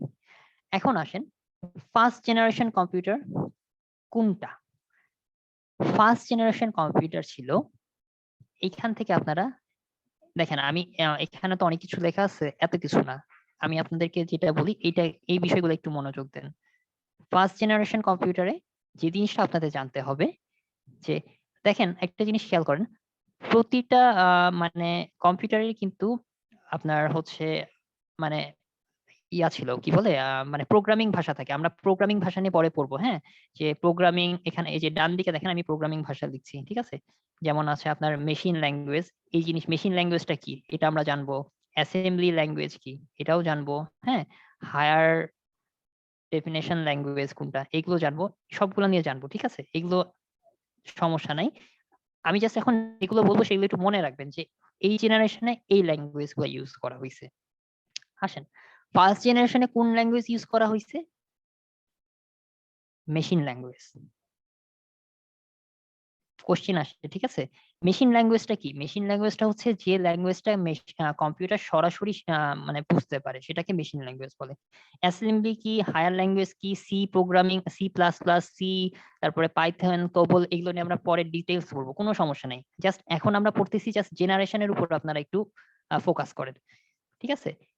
এইটা হচ্ছে এক নাম্বার ইম্পর্টেন্ট জিনিস যে ফার্স্ট জেনারেশনে কোন টাইপের ল্যাঙ্গুয়েজ ইউজ হয়েছে, মেশিন ল্যাঙ্গুয়েজ ইউজ হয়েছে। সেকেন্ড জিনিসটা হচ্ছে কি, 2 নাম্বার লিখি, এখানে কি ইউজ করা হয়েছে? আপনার ডেটা তো আদান প্রদান করার জন্য, ঠিক, বা মেমোরির জন্য, ঠিক আছে। কি ইউজ করা হয়েছে? Mercury delay line. আমি বলছি যে 37তম বিসিএস এর একটা কোশ্চেন মার্কারি ডিলে লাইন, ঠিক আছে, কোন যন্ত্রে ইউজ করা হয়েছে। এখন আমি ফার্স্ট জেনারেশনে যখন উদাহরণ দিব তখন আপনার কিন্তু হয়ে যাবে, ঠিক আছে। এই যে দেখেন ফার্স্ট জেনারেশনের উদাহরণগুলো দেখেন, এই যে আমি দাগাই দিছি, এনিয়াক, এটস্যাক, ইউনিভ্যাক, ঠিক আছে, মার্ক, আইবিএম। তার মানে ফার্স্ট জেনারেশনের কম্পিউটার গুলা কি ছিল? এগুলো ছিল না? এখন আপনাকে যদি ফার্স্ট জেনারেশন উল্লেখ না করে এই উদাহরণ দিয়ে যায়, যেমন বলেন যে এনিয়াক, ঠিক আছে, এই এনিয়াক কম্পিউটারের কোন টাইপের ল্যাঙ্গুয়েজ ইউজ করা হয়েছে, তাহলে আপনাকে কি বলবেন? অবশ্যই মেশিন ল্যাঙ্গুয়েজ, কারণ এগুলো কি, এগুলো সব ফার্স্ট জেনারেশন না? কোশ্চেন প্যাটার্নটা আপনারা ধরতে পারছেন যে শুধু যে ফার্স্ট জেনারেশন কোশ্চেন আসবে তা না, উদাহরণ মানে আপনার নাম দিয়ে আসতে পারে। এনিয়াক তো ছিল ফার্স্ট জেনারেশন, এগুলো সব ফার্স্ট জেনারেশন না? এনিয়াক, এটস্যাক, ইউনিভ্যাক সবগুলো ফার্স্ট জেনারেশন ছিল, এবং এগুলোর ল্যাঙ্গুয়েজটা ছিল মেশিন ল্যাঙ্গুয়েজ, এবং এদের ডাটা করা হয়তো মার্কারি ডিলে লাইন। খেয়াল করবেন এই যে এখানে আছে, হয়ে গেল এই যে মার্কারি ডিলে লাইন, এটা 37 বিসিএস এ আসছে। আচ্ছা আচ্ছা, ফার্স্ট জেনারেশন আর কিছু আপনার জানা দরকার নাই, এই দুইটা আপনাদের জন্য খুব ইম্পর্টেন্ট, এই দুইটা জানবেন। একটু নিচে নামাই, আসেন সেকেন্ড জেনারেশন। সেকেন্ড জেনারেশনের ক্ষেত্রে, হ্যাঁ, আপনাদের যে ল্যাঙ্গুয়েজটা ইউজ করা হয়েছে সেকেন্ড জেনারেশনের জন্য, এটা একটু মাথায় রাখবেন, এটা হচ্ছে কি অ্যাসেম্বলি ল্যাঙ্গুয়েজ। অ্যাসেম্বলি ল্যাঙ্গুয়েজ কি, এগুলো আমরা বিস্তারিত পড়বো, ঠিক আছে। অ্যাসেম্বলি ল্যাঙ্গুয়েজ এই জিনিসটা ইউজ করা হয়েছিল, এবং ওখানে যে ভ্যাকিউম টিউব ছিল না, মার্কারি ডিলে লাইনে ভ্যাকিউম টিউব ছিল না, সেকেন্ড জেনারেশনে ভ্যাকিউমের পরিবর্তে কোনটা ইউজ করা হয় জানেন? ট্রানজিস্টর ইউজ করা হয়। দ্যাট মিনস আমরা এই ট্রানজিস্টরের কথা বললাম না, এই ট্রানজিস্টর আবিষ্কার করার ফলে কোন জেনারেশন শুরু হয় কম্পিউটারের? সেকেন্ড জেনারেশন, ঠিক আছে। এবং এই সেকেন্ড জেনারেশনের কম্পিউটার গুলা কি ছিল? এই যে দেখেন IBM 360, IBM 1400, IBM 1400, এটা ঠিক আছে, এবং এই যে IBM 1600।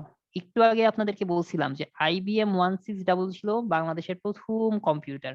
সো যদি প্রশ্নে আসে যে বাংলাদেশে আসা, বিডিতে আসা প্রথম কম্পিউটার 1620 কোন জেনারেশনের, অবশ্যই অ্যান্সার হবে সেকেন্ড জেনারেশন।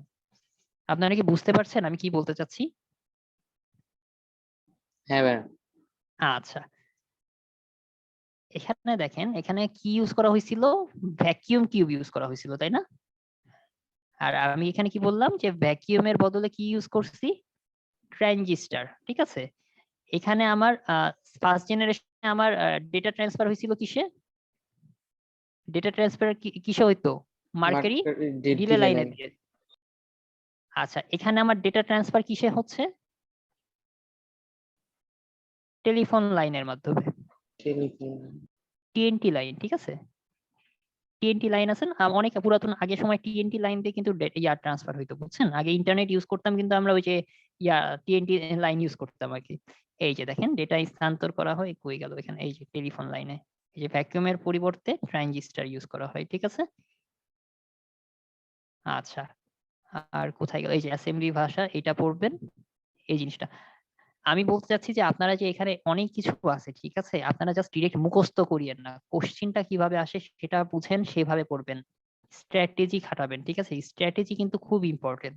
কি পড়ছেন, কেন পড়ছেন, আর পড়ার সময় কিন্তু এই যে first generation, second generation, third generation এইভাবে, আর ফোর্থ জেনারেশন এইভাবে পাঠ করেন। এই যে দেখেন বিশাল বড় না, এই যে দেখেন এই ফার্স্ট জেনারেশন এই পেজে আছে, সেকেন্ড জেনারেশন, থার্ড জেনারেশন এই পেজে আছে, ফিফথ জেনারেশন এখানে আছে, ঠিক আছে না?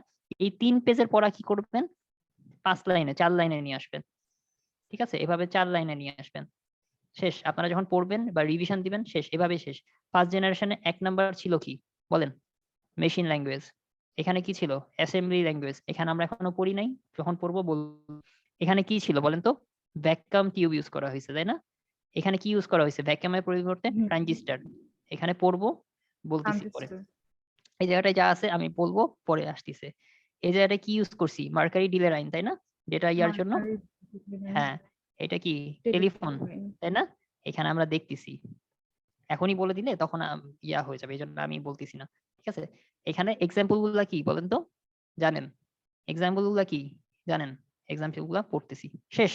আমার এইটুকু জায়গার মধ্যে পড়া শেষ। ওই যে যেমন আমি আপনাদেরকে পড়াইছিলাম না, ট্রানজিস্টর, আইসি, মাইক্রোপ্রসেসর, শেষ। নিউম্যান, সরি ব্যাবেজ, হ্যাঁ হাওয়ারিকেন, নিউম্যান, শেষ পড়া। কনসাইজ করেন, পড়াটাকে কনসাইজ করেন, তুলনা করে করে পড়েন, না হলে হবে কি, কোশ্চেন আসলো, ঠিক আছে? মনে করেন কোশ্চেন আসছিল IBM 1620 কোন জেনারেশনের কম্পিউটার, এখানে আছে ফার্স্ট, এখানে সেকেন্ড, এখানে থার্ড, এখানে ফোর্থ। অথবা চিন্তা করেন যে আইসি, আপনি আইসি এখনো পড়েন নাই, সাপোজ আমি কোশ্চেন দিলাম যে আইসি কোন জেনারেশন হয়েছে, আপনি তো জাস্ট মুখস্থ করে গেছেন, এটা ফার্স্ট জেনারেশন, মানে একসাথে, মানে এই যে এইভাবে পড়ে গেছেন, ঠিক আছে? আপনারা তো পড়বেন হচ্ছে বইতে এইভাবে আসছে, তাই না? জাস্ট এইভাবে পড়ে পড়ে যাবেন, ঠিক আছে? এভাবে পড়ে পড়ে গেলে কি হলো, আহারে কোন জেনারেশনে জানি পড়ছিলাম, শেষ।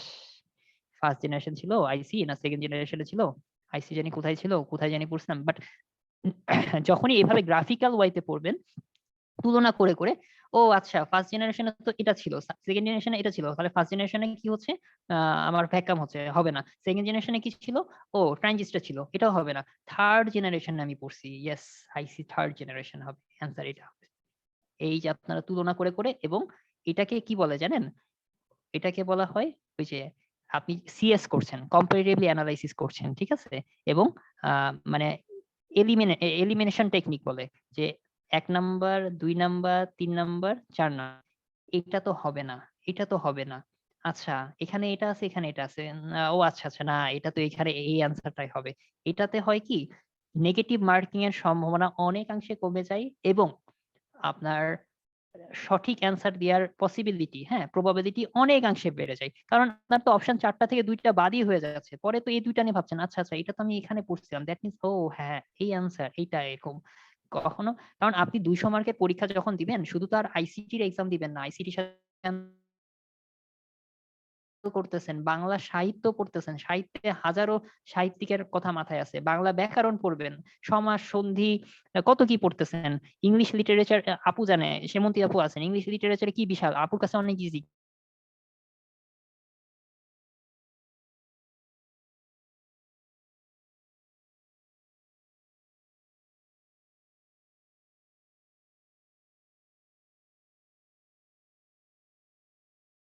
আপনার চার্লস ডিকেন্সের গুলা মনে রাখতেই তো মানে আমার তো জান খারাপ হয়ে যেত। জর্জ বার্নার্ড শ, উনি যে কতগুলা লিখছে আল্লাহ পাক জানে। তো উনি সময় পাইছে, উনি জীবনে খালি লিখেই গেছে, আমি ওনাকে গুছাইতে যে আমার মাথা খারাপ হয়ে যাচ্ছে কয়েকদিন যাবত। তো এবং জর্জ বার্নার্ড শ থেকে 35 থেকে 38 পর্যন্ত প্রতিবার আসছে। 12তম পরবর্তীতে থেকে শুরু হয়েছে, মানে আসতেই থাকে, সে আসতেই থাকে, তার কোনো হ্যাঁ স্টপিং নাই। স্টপিং নাই এবং বাট স্যার আপনার টেকনিকটা আমার কাছে বেশ ভালো লাগছে, আমরা কম্পারেটিভ ওয়েতে পড়তে পারলে মনে হয় বেটার হবে হ্যাঁ আমাদের জন্য। হ্যাঁ হ্যাঁ এটা একটু মনে রাখতে সুবিধা হবে, মানে আমার ক্ষেত্রে এটা কাজে দিয়েছিল। হ্যাঁ, সো আপনারা এই যে এই জিনিসগুলো সব একসাথে মাথায় নিয়ে পরীক্ষার হলে বসবেন প্রিলিমিনারিতে। এটা কিন্তু প্রিলিমিনারির কথা বলতেছি, হ্যাঁ এটা কিন্তু রিটেনের কথা না। রিটেনে যে ওইটা অন্য টেকনিক, ওইটা পরে। কিন্তু প্রিলিতে কি হচ্ছে, আপনারা 200 মার্কের এক্সাম দিতেছেন, শুধু আইসিটির এক্সাম দিবেন না। সো এত কিছু নিয়ে মাথায় নিয়ে যখন যাবেন, এক বাংলাদেশ বিষয়বলিতে সংবিধানে 153টা অনুচ্ছেদ, কোথায় স্পিকার আছে, কোথায় রাষ্ট্রপতি আছে, কোথায় প্রধানমন্ত্রীর অনুচ্ছেদ আছে, কোথায় আপনার অর্থ আছে, বিল আছে, বাজেট কততে আছে, এই এক মানে সংবিধানের জন্যই তো মনে হয় একদিন লাগা উচিত। কিন্তু আপনি এই সংবিধান একটা পার্ট, ইতিহাস আছে, মুক্তিযুদ্ধ আছে। ইতিহাস আপনি শুরু করবেন কই থেকে বলেন তো? ইতিহাস শুরু করবেন পাল সাম্রাজ্য থেকে। আমার তো খালি ঝামেলা বাঁধতো পাল সাম্রাজ্য না, আমার ঝামেলা বাঁধতো হচ্ছে শশাঙ্ক আর আর কার সাথে জানি, শশাঙ্কর সাথে আমার ঝামেলা বাঁধতো ওই যে ঈশা খান আর একটা কি জানি, কার কার জানি। তো যাই হোক, এই আকবর আছে, হুমায়ুন আছে, অনেক অনেক কিছু আছে। সো এত কিছু নিয়ে মাথায় নিয়ে আপনি পরীক্ষার হলে বসতে যাচ্ছেন, এই জন্য নেগেটিভ মার্কিংটা হয় হচ্ছে বেশি। নেগেটিভ মার্কিং তো আর এমনি এমনি বেশি হয় না, নেগেটিভ মার্কিংটা এই জন্যই বেশি হয়। ওই যে এক কাদা পড়া, হ্যাঁ এই যে আমি এই যে দেখেন বইতে যেভাবে আছে, এই জন্য আমি বই কিন্তু নিয়ে আসছি আপনার কাছে, বই নিয়ে এসে আমি কিন্তু বই নিয়ে আসছি, পাশে কিন্তু লিখে লিখে পড়াইতেছি। তো বইতে আমি যদি পড়ে যাই বিভিন্ন ডিসপ্লে ডিভাইস উচ্চমানের ইত্যাদি, হ্যাঁ এই সেই কি হইলো, কি পড়লাম, তৃতীয় প্রজন্মে কি রিডিং করলাম, সেকেন্ডটাতে কি পড়ছি আর মানে ভুলে গেছি কি হইলো, কিছুই বুঝলাম না আর কি। ঠিক আছে, সো আমি আপনাদের মানে যে জিনিসটা বলছি যে এই জন্য নেগেটিভ মার্কিং বেশিটা হয়, এই দিকে আপনাদের মনোযোগ দিতে হবে। স্ট্র্যাটেজি মেনটেন করেন, ক্যাডার হইতে হইলে অবশ্যই মানে মেধা খুব বেশি না, চেষ্টাটা নাম্বার 1, আপনাদের ট্রাই ট্রাই এন্ড ট্রাই এবং স্ট্র্যাটেজি। ঠিক আছে, যত ভালো স্ট্র্যাটেজি মেনটেন করবেন সেই সাথে লাক তো লাগবেই, উপরালার রহমত তো লাগবেই। ঠিক আছে, যাই হোক আজকে আমার সময় এমনি আমি নওশাদ ভাইয়ের অনেক সময় নিয়ে নিয়েছি, এরপর আমি বগাবো ভাইয়ের, তার আগেই আমি ফেরত আসি। ঠিক আছে, থার্ড জেনারেশনে।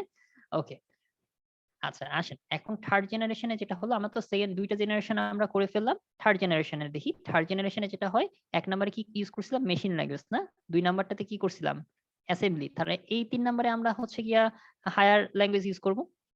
এই ল্যাঙ্গুয়েজ গুলা কি আপনারা পরে আমি দেখাই দিব, ঠিক আছে, কোনটা কি ল্যাঙ্গুয়েজ, কোনটার এক্সাম্পল কি, এগুলো পড়বো। তাহলে মানে অতি উচ্চতর না, উচ্চতর স্তরের ভাষা, ঠিক আছে, হায়ার ল্যাঙ্গুয়েজ আমরা ইউজ করছিলাম। ঠিক আছে, সেটা হচ্ছে থার্ড জেনারেশনে। হ্যাঁ, আচ্ছা, এবং এখানে আমরা কি ইউজ করি, এক নম্বরে কি ইউজ করছিলাম ভ্যাকাম, দুই নম্বরে কি করছিলাম ট্রানজিস্টার, তিন নম্বরে তাহলে কি করবো বলেন তো, এই যে এই আইসি। থার্ড জেনারেশনে কি ইউজ করছি, আইসি। বুঝতে পারছেন, এই জায়গাটা আমি একটু ফাঁকা রাখছিলাম না, কই জানি, এই যে ভ্যাকাম, এই যে ট্রানজিস্টার, এখানে তাহলে কি হয়ে গেল, আইসি। ঠিক আছে, এটা ছিল মেশিন ল্যাঙ্গুয়েজ, এটা ছিল অ্যাসেম্বলি, এটা তাহলে হায়ার। ঠিক আছে, তাহলে ফোর্থটা আমি বলে দিই, ফোর্থে কি হবে, অতি উচ্চ। হ্যাঁ, মানে ভেরি হায়ার ল্যাঙ্গুয়েজ ইউজ করছি। এটাতে যদি ট্রানজিস্টার হয়, আইসি হয়, একটা জিনিস বাকি আছে, বলেন তো কোনটা বাকি আছে ফোর্থ জেনারেশনে, পড়াইছিলাম আপনাদেরকে, বলেন কি হইতে পারে। Exactly, micro processor. ঠিক আছে, বুঝা গেছে। আপনারা এই ইয়াগুলা পড়বেন, এই উদাহরণগুলা পড়বেন।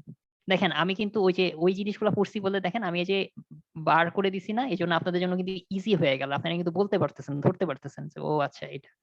সো কোশ্চিন কিন্তু ফার্স্ট জেনারেশন সেকেন্ড জেনারেশন দিয়ে আসবে, নট নেসেসারি। কোশ্চিন কিন্তু আপনার আসতে পারে পিডিবি 8, এটাতে কোন জেনারেশনের কম্পিউটার, অবশ্যই থার্ড জেনারেশন। এটাতে কি টাইপের ল্যাঙ্গুয়েজ ইউজ করা হয়েছে, অবশ্যই উচ্চতর স্তরের ভাষায়, মানে হায়ার ল্যাঙ্গুয়েজ। এটাতে আপনার কি টাইপের ইউজ করছে, এটাতে আইসি ইউজ করা হয়েছে, পারছেন না, মানে এইভাবে কিন্তু কোশ্চেন আসতে পারে, মানে জেনারেশন ধরে না, আপনার উদাহরণ দিয়ে আসতে পারে। আসেন ফোর্থ জেনারেশন, আপনার অলরেডি ফোর্থ জেনারেশন পড়ায় হয়ে গেছে। দেখেন এই যে মাইক্রো প্রসেসরের ব্যবহার হয়েছে। ভাইয়া, হ্যাঁ বলেন। আগের ক্ষেত্রে ওরা ডাটা ট্রান্সফারের জন্য কি ইউজ করছিল? থার্ড জেনারেশনে না জি, ফোর্থ জেনারেশনে কি জানি, একটু দেখা লাগবে, তো আমি নিজেই ভুলে থার্ড গেছি। ফোর্থ এগুলোতে। থার্ডে কি ইউজ করছিল, ইথারনেট। ইথারনেট কখন ইউজ করে, ইথারনেট মানে ফোর্থ জেনারেশনে ইউজ করে না, তাহলে থার্ডে কি করছিল দেখা লাগবে তো। আচ্ছা আমার তো মনে আসতেছে না থার্ডে, আচ্ছা আমি এটা একটু দেখবো। ঠিক আছে, থার্ডে এরা কি ইউজ করে, ফোর্থে মানে ইথারনেট ইউজ করছিল, এটাতে কি ইউজ করে আমার এখন মনে আসতেছে না। হ্যাঁ, তখন কি ডাটা ট্রান্সফার ছিল, এটাও আমার কনফিউশন আছে। না ডেটা ট্রান্সফার ছিল তো ভাই, ডেটা ট্রান্সফার ছিল, কিন্তু ওইটা মানে ওই ডেটা ট্রান্সফার গুলা ভাই খুবই মানে কি বলবো, মানে ওই সময়ে মানে আপনার 128 কিলোবাইট, ঠিক আছে, এইটুকু ডাটা ট্রান্সফার করতে ভাই মানে দিন পার হয়ে যাইতো ভাই। আমার তো মনে হয় তখন বুঝছেন? ইউএসবি ছিল না, ইউনিভার্সাল সিরিয়াল বাস যেটা, এটা ছিল না না তখন। না ভাই, ডেটা ট্রান্সফার তো আমি শুধু ইউএসবি দিয়ে করবো না, হ্যাঁ, ডেটা ট্রান্সফারের অনেকগুলো মাধ্যম থাকে, মানে ইউএসবি তো নতুন পদ্ধতিতে আসছে। ইউএসবির আগেও তো আপনার ছিল আগে ওই যে ইউএসবি তো রিসেন্ট টাইপের, হ্যাঁ, এর আগে আমরা খেয়াল করবেন মাউস বা কিবোর্ড লাগাইতাম গোল পিন গুলাতে ছিল না, ওই যে সিরিয়াল হ্যাঁ পিন, হ্যাঁ হ্যাঁ, হ্যাঁ। তারও আগে ছিল এইগুলো সিরিয়াল পিন গুলো আমরা আবার কিসে ইউজ করছি, উইন্ডোজ ইয়াতে 98 95-এ।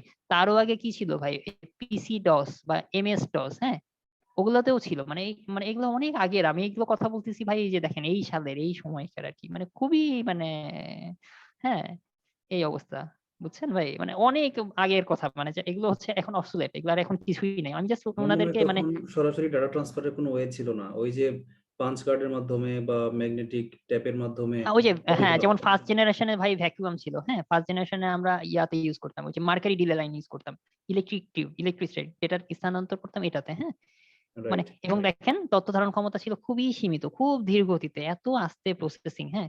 এর পরবর্তীতে করলাম হচ্ছে ওই যে আমাদের টেলিফোন লাইন, মানে খেয়াল করবেন ভাই, ওই যে আমাদের টেলিফোন লাইনের টানা তার ছিল না, ওই যে একটা মানে pole pole to pole telephone line টানতাম, ওই যে এটা দিয়ে এই লাইনের উপর ইয়া করে কিন্তু টেলিগ্রাফ হয়েছিল ভাই, যেখানে রেলগাড়ি চলতো বা ইয়া চলতো সেখানে টেলিগ্রাফ ইউজ করা যেত ভাই, ওই লাইন টু লাইন আর কি, ওই যে এসটিডিটি নাকি কি জানি এসটিডিটি না কি জানি কি বলতো আর কি, ওই পদ্ধতিতে আর কি, মানে এগুলো অনেক আগেকার সময়ের কথা বলতেছি, সেকেন্ড আমরা একটু জেনারেশন। ডিপে না ঢুকি, ডিপে ঢুকলে হ্যাঁ কমন হ্যাঁ যেগুলো হ্যাঁ ডিপে, ইম্পর্টেন্ট সেগুলো কিন্তু হ্যাঁ ভুলে হ্যাঁ যাবো। হ্যাঁ সেগুলো সবার প্রতি এক্স্যাক্টলি ইম্পর্টেন্ট, ওইগুলোতে আমি সবাইকে হ্যাঁ হ্যাঁ বলি, হ্যাঁ ইমতিয়াজ কিন্তু জাস্ট বলে যাচ্ছে, কিন্তু এই যে প্রত্যেকটা প্রজন্মের যে বৈশিষ্ট্য বা ডিফারেন্স, এগুলো কিন্তু আপনাদেরকে খুব ভালো করে মুখস্থ করতে হবে, সবগুলো কনফিউজিং কিন্তু।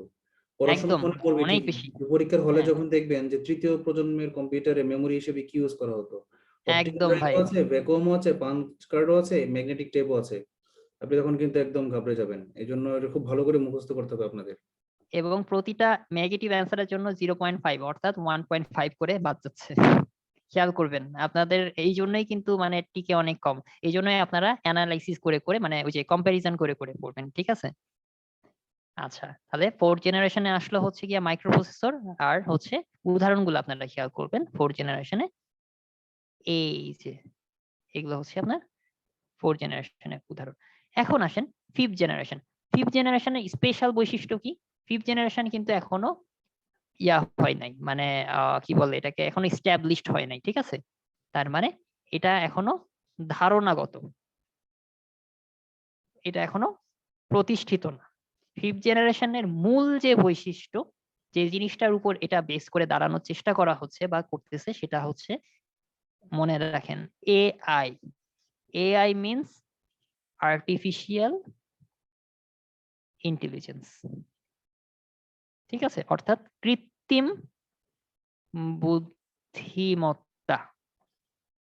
দ্যাট মিনস আমাদের যে কম্পিউটারটা যেটা হবে, এখন কিন্তু কম্পিউটার দেখেন টোটালি আপনার উপর ডিপেন্ড করতেছে, ঠিক আছে, আপনি যে মানে আপনার ইনস্ট্রাকশন ছাড়া, আপনার অর্ডার ছাড়া কম্পিউটার বা কোনো কিছু এখন কখনোই নিজে থেকে কিছু ডিসিশন নিতে পারে না।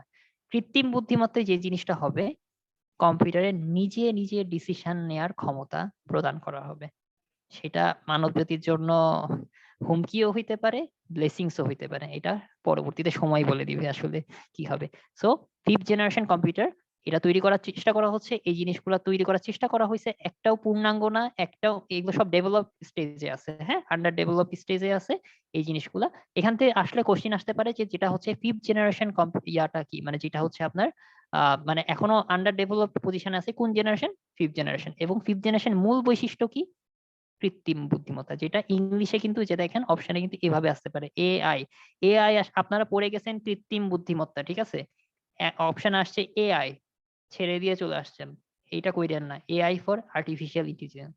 পিএসসি এই কাজটা কিন্তু খুব বেশি করে, ঠিক আছে, একটু ঘুরিয়ে পেঁচিয়ে অপশনে দেয়। আচ্ছা অলরেডি 10টা 20 বেজে গিয়েছে, আমার আজকে আর নতুন দিকে না যাই, ঠিক আছে, আজকে এই পর্যন্তই রাখি, ইনশাল্লাহ নেক্সট দিন থেকে আরো কিছু দেখাতে আচ্ছা কিছু মেসেজ আসছে। আজকের ক্লাস কি ইউটিউবে আপলোড দেওয়া হবে? আমার জানা নাই, এটা হ্যাঁ হবে, হচ্ছে দেওয়া গিয়া হবে। আচ্ছা আপনাদের হ্যাঁ একটা হবে। সাজেশন দেই, আমি যদি ভুলে যাই ইউটিউবে আপলোড দিতে তাহলে আপনারা আমাকে মনে করে দিবেন। আর ফেসবুকে তো প্রত্যেকটা লাইভ হচ্ছেই, সেই লাইভগুলোকে অ্যানালিটিক্যাল বিসিএস ক্লাসরুম, যেটা বড় গ্রুপ 10,000 মেম্বারের গ্রুপ, সেটাতে আপনারা লিঙ্কটা আপনারা একটু নিজেরা কপি করে রাখবেন মোবাইলে, মেসেঞ্জারে বা নোটপ্যাডে বা ইভেন আপনাদের গুগল ড্রাইভে বা একটা এমএস ওয়ার্ড ফাইলে আপনারা একটু কপি করে রাখবেন। আমি তো পোস্ট দিবই আর ইউটিউবে তো দিবই, কোনো কোনো দিন হয়তো ইউটিউবে আপলোড নাও দেওয়া হতে পারে, আজকেটা দেওয়া হবে, আজকেটা রেকর্ড হয়েছে এই জন্য। তাহলে তো হয়ে গেল এটা সলিউশন। সো আপনারা আজকে প্রথম ক্লাস করলেন, আচ্ছা আমার সাথে কি এর আগে কেউ ক্লাস করছেন না আজকেই প্রথম?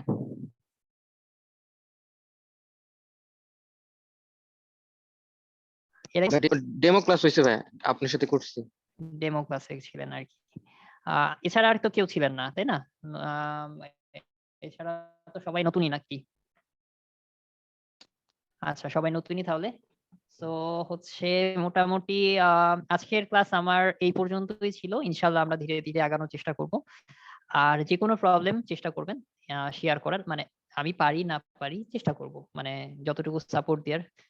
নট নেসেসারি যে এটা আইসিটি হওয়া লাগবে, যেহেতু এটা প্রাইভেট ব্যাচে পড়ছেন, আইসিটি বা বিজ্ঞান নরসাদ ভাই এটাই হওয়া লাগবে তা না, অন্য কোনো সাবজেক্টে বা হয়তোবা ওইভাবে দেখাইতে পারবো না, কিছু সাজেশন বা ইনস্ট্রাকশন হয়তোবা দিতে পারবো, যেহেতু ওই জিনিসগুলো আমরা পড়ে আসছি, কিছু ধারণা দিতে পারবো আর কি। হ্যাঁ, so anything about any educational purpose ভাই আপনারা। আমাদের নেক্সট ক্লাসে যদি মানে আমরা যখন কন্টিনিউ করব তখন তার আগে যদি আমাদের একটু কিছু নেওয়া হয়তো ভালো হতো। আচ্ছা কুইজের ব্যাপারটা আসলে কুইজ নিতে চাচ্ছি হচ্ছে 2-3টা ক্লাসের পরে। হ্যাঁ, মানে পড়া অনেক অল্প হয়েছে তো, মানে পড়াটা অনেক, আমি প্রথম দিকে একটু আস্তে আস্তেই পড়াই, এখন গতি যদি দেই তাহলে হতাশ হয়ে যাবেন আর কি, আইসিটিটা একটু কঠিনই আর কি। আচ্ছা ঠিক আছে তো ভাই, 2-3টা ওকে ক্লাস যাক এরপরে, ঠিক আছে? সো খুব কঠিন না তো, আজকে তো আমি জাস্ট মানে আজকে আমি ইতিহাস পড়াইছি, আজকে আমার আপনি এই জিনিসগুলো আমার না পড়ানোও চলতো, তারপরে আমি জাস্ট কোশ্চিন গুলা একটু বুঝাই দেওয়ার চেষ্টা করছি, আজকে গুলা আপনারা সবাই ভালো পারতেন আর কি, আমার এখানে বোঝা ছিল না। হ্যাঁ, সো আসবে নেক্সট ক্লাস থেকে বোঝানোর জিনিস আসবে, ঠিক আছে? আশা করি আপনারা সবাই ভালো মতোই পড়বেন, আর আপনারা একটু সিরিয়াসলি পড়িয়েন। হ্যাঁ, এই যে আমি বলতেছি 2 ঘন্টা ধরে পড়াইতেছি, আপনারা জাস্ট আসছেন ইয়ে করে যাচ্ছেন, এটা করিয়েন না, মানে অন্তত সবাই দোয়া করি যে ক্যাডার হন, ক্যাডার হওয়ার জন্যই পড়েন, ঠিক আছে? না হলে দেখেন মানে এই to be honest, very honest, আমার আসলে মানে এই জিনিসগুলো আসলে মানে খারাপই লাগবে, কষ্ট লাগবে যে পড়াচ্ছি বা ইয়া হলো না, মানে এটা যদিও এটা আপনাদেরই দায়িত্ব, কিন্তু আপনারা পড়িয়েন, ঠিক আছে? আমার ভালো লাগবে, আমাদের সকলের ভালো লাগবে, ঠিক আছে? এটাই সার্থকতা। থ্যাংক ইউ ভাই। তো আমি আর বেশি কিছু, ওয়েলকাম, আমি আর বেশি আগাচ্ছি না, আমাদের নওশাদ ভাইয়ের ক্লাস আছে, আজকের মতো বিদায় নিচ্ছি। নওশাদ ভাই নাকি ভাই, ওভার টু ইউ, আপনি। আসসালামু আলাইকুম। Thank you very much.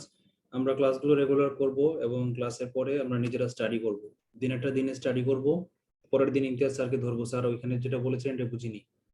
আর যদি নিজেরা ফাঁকি দেই নিজেদেরকে তাহলে কারো কিছু বলার নেই, আমরা সবাই ম্যাচিউর।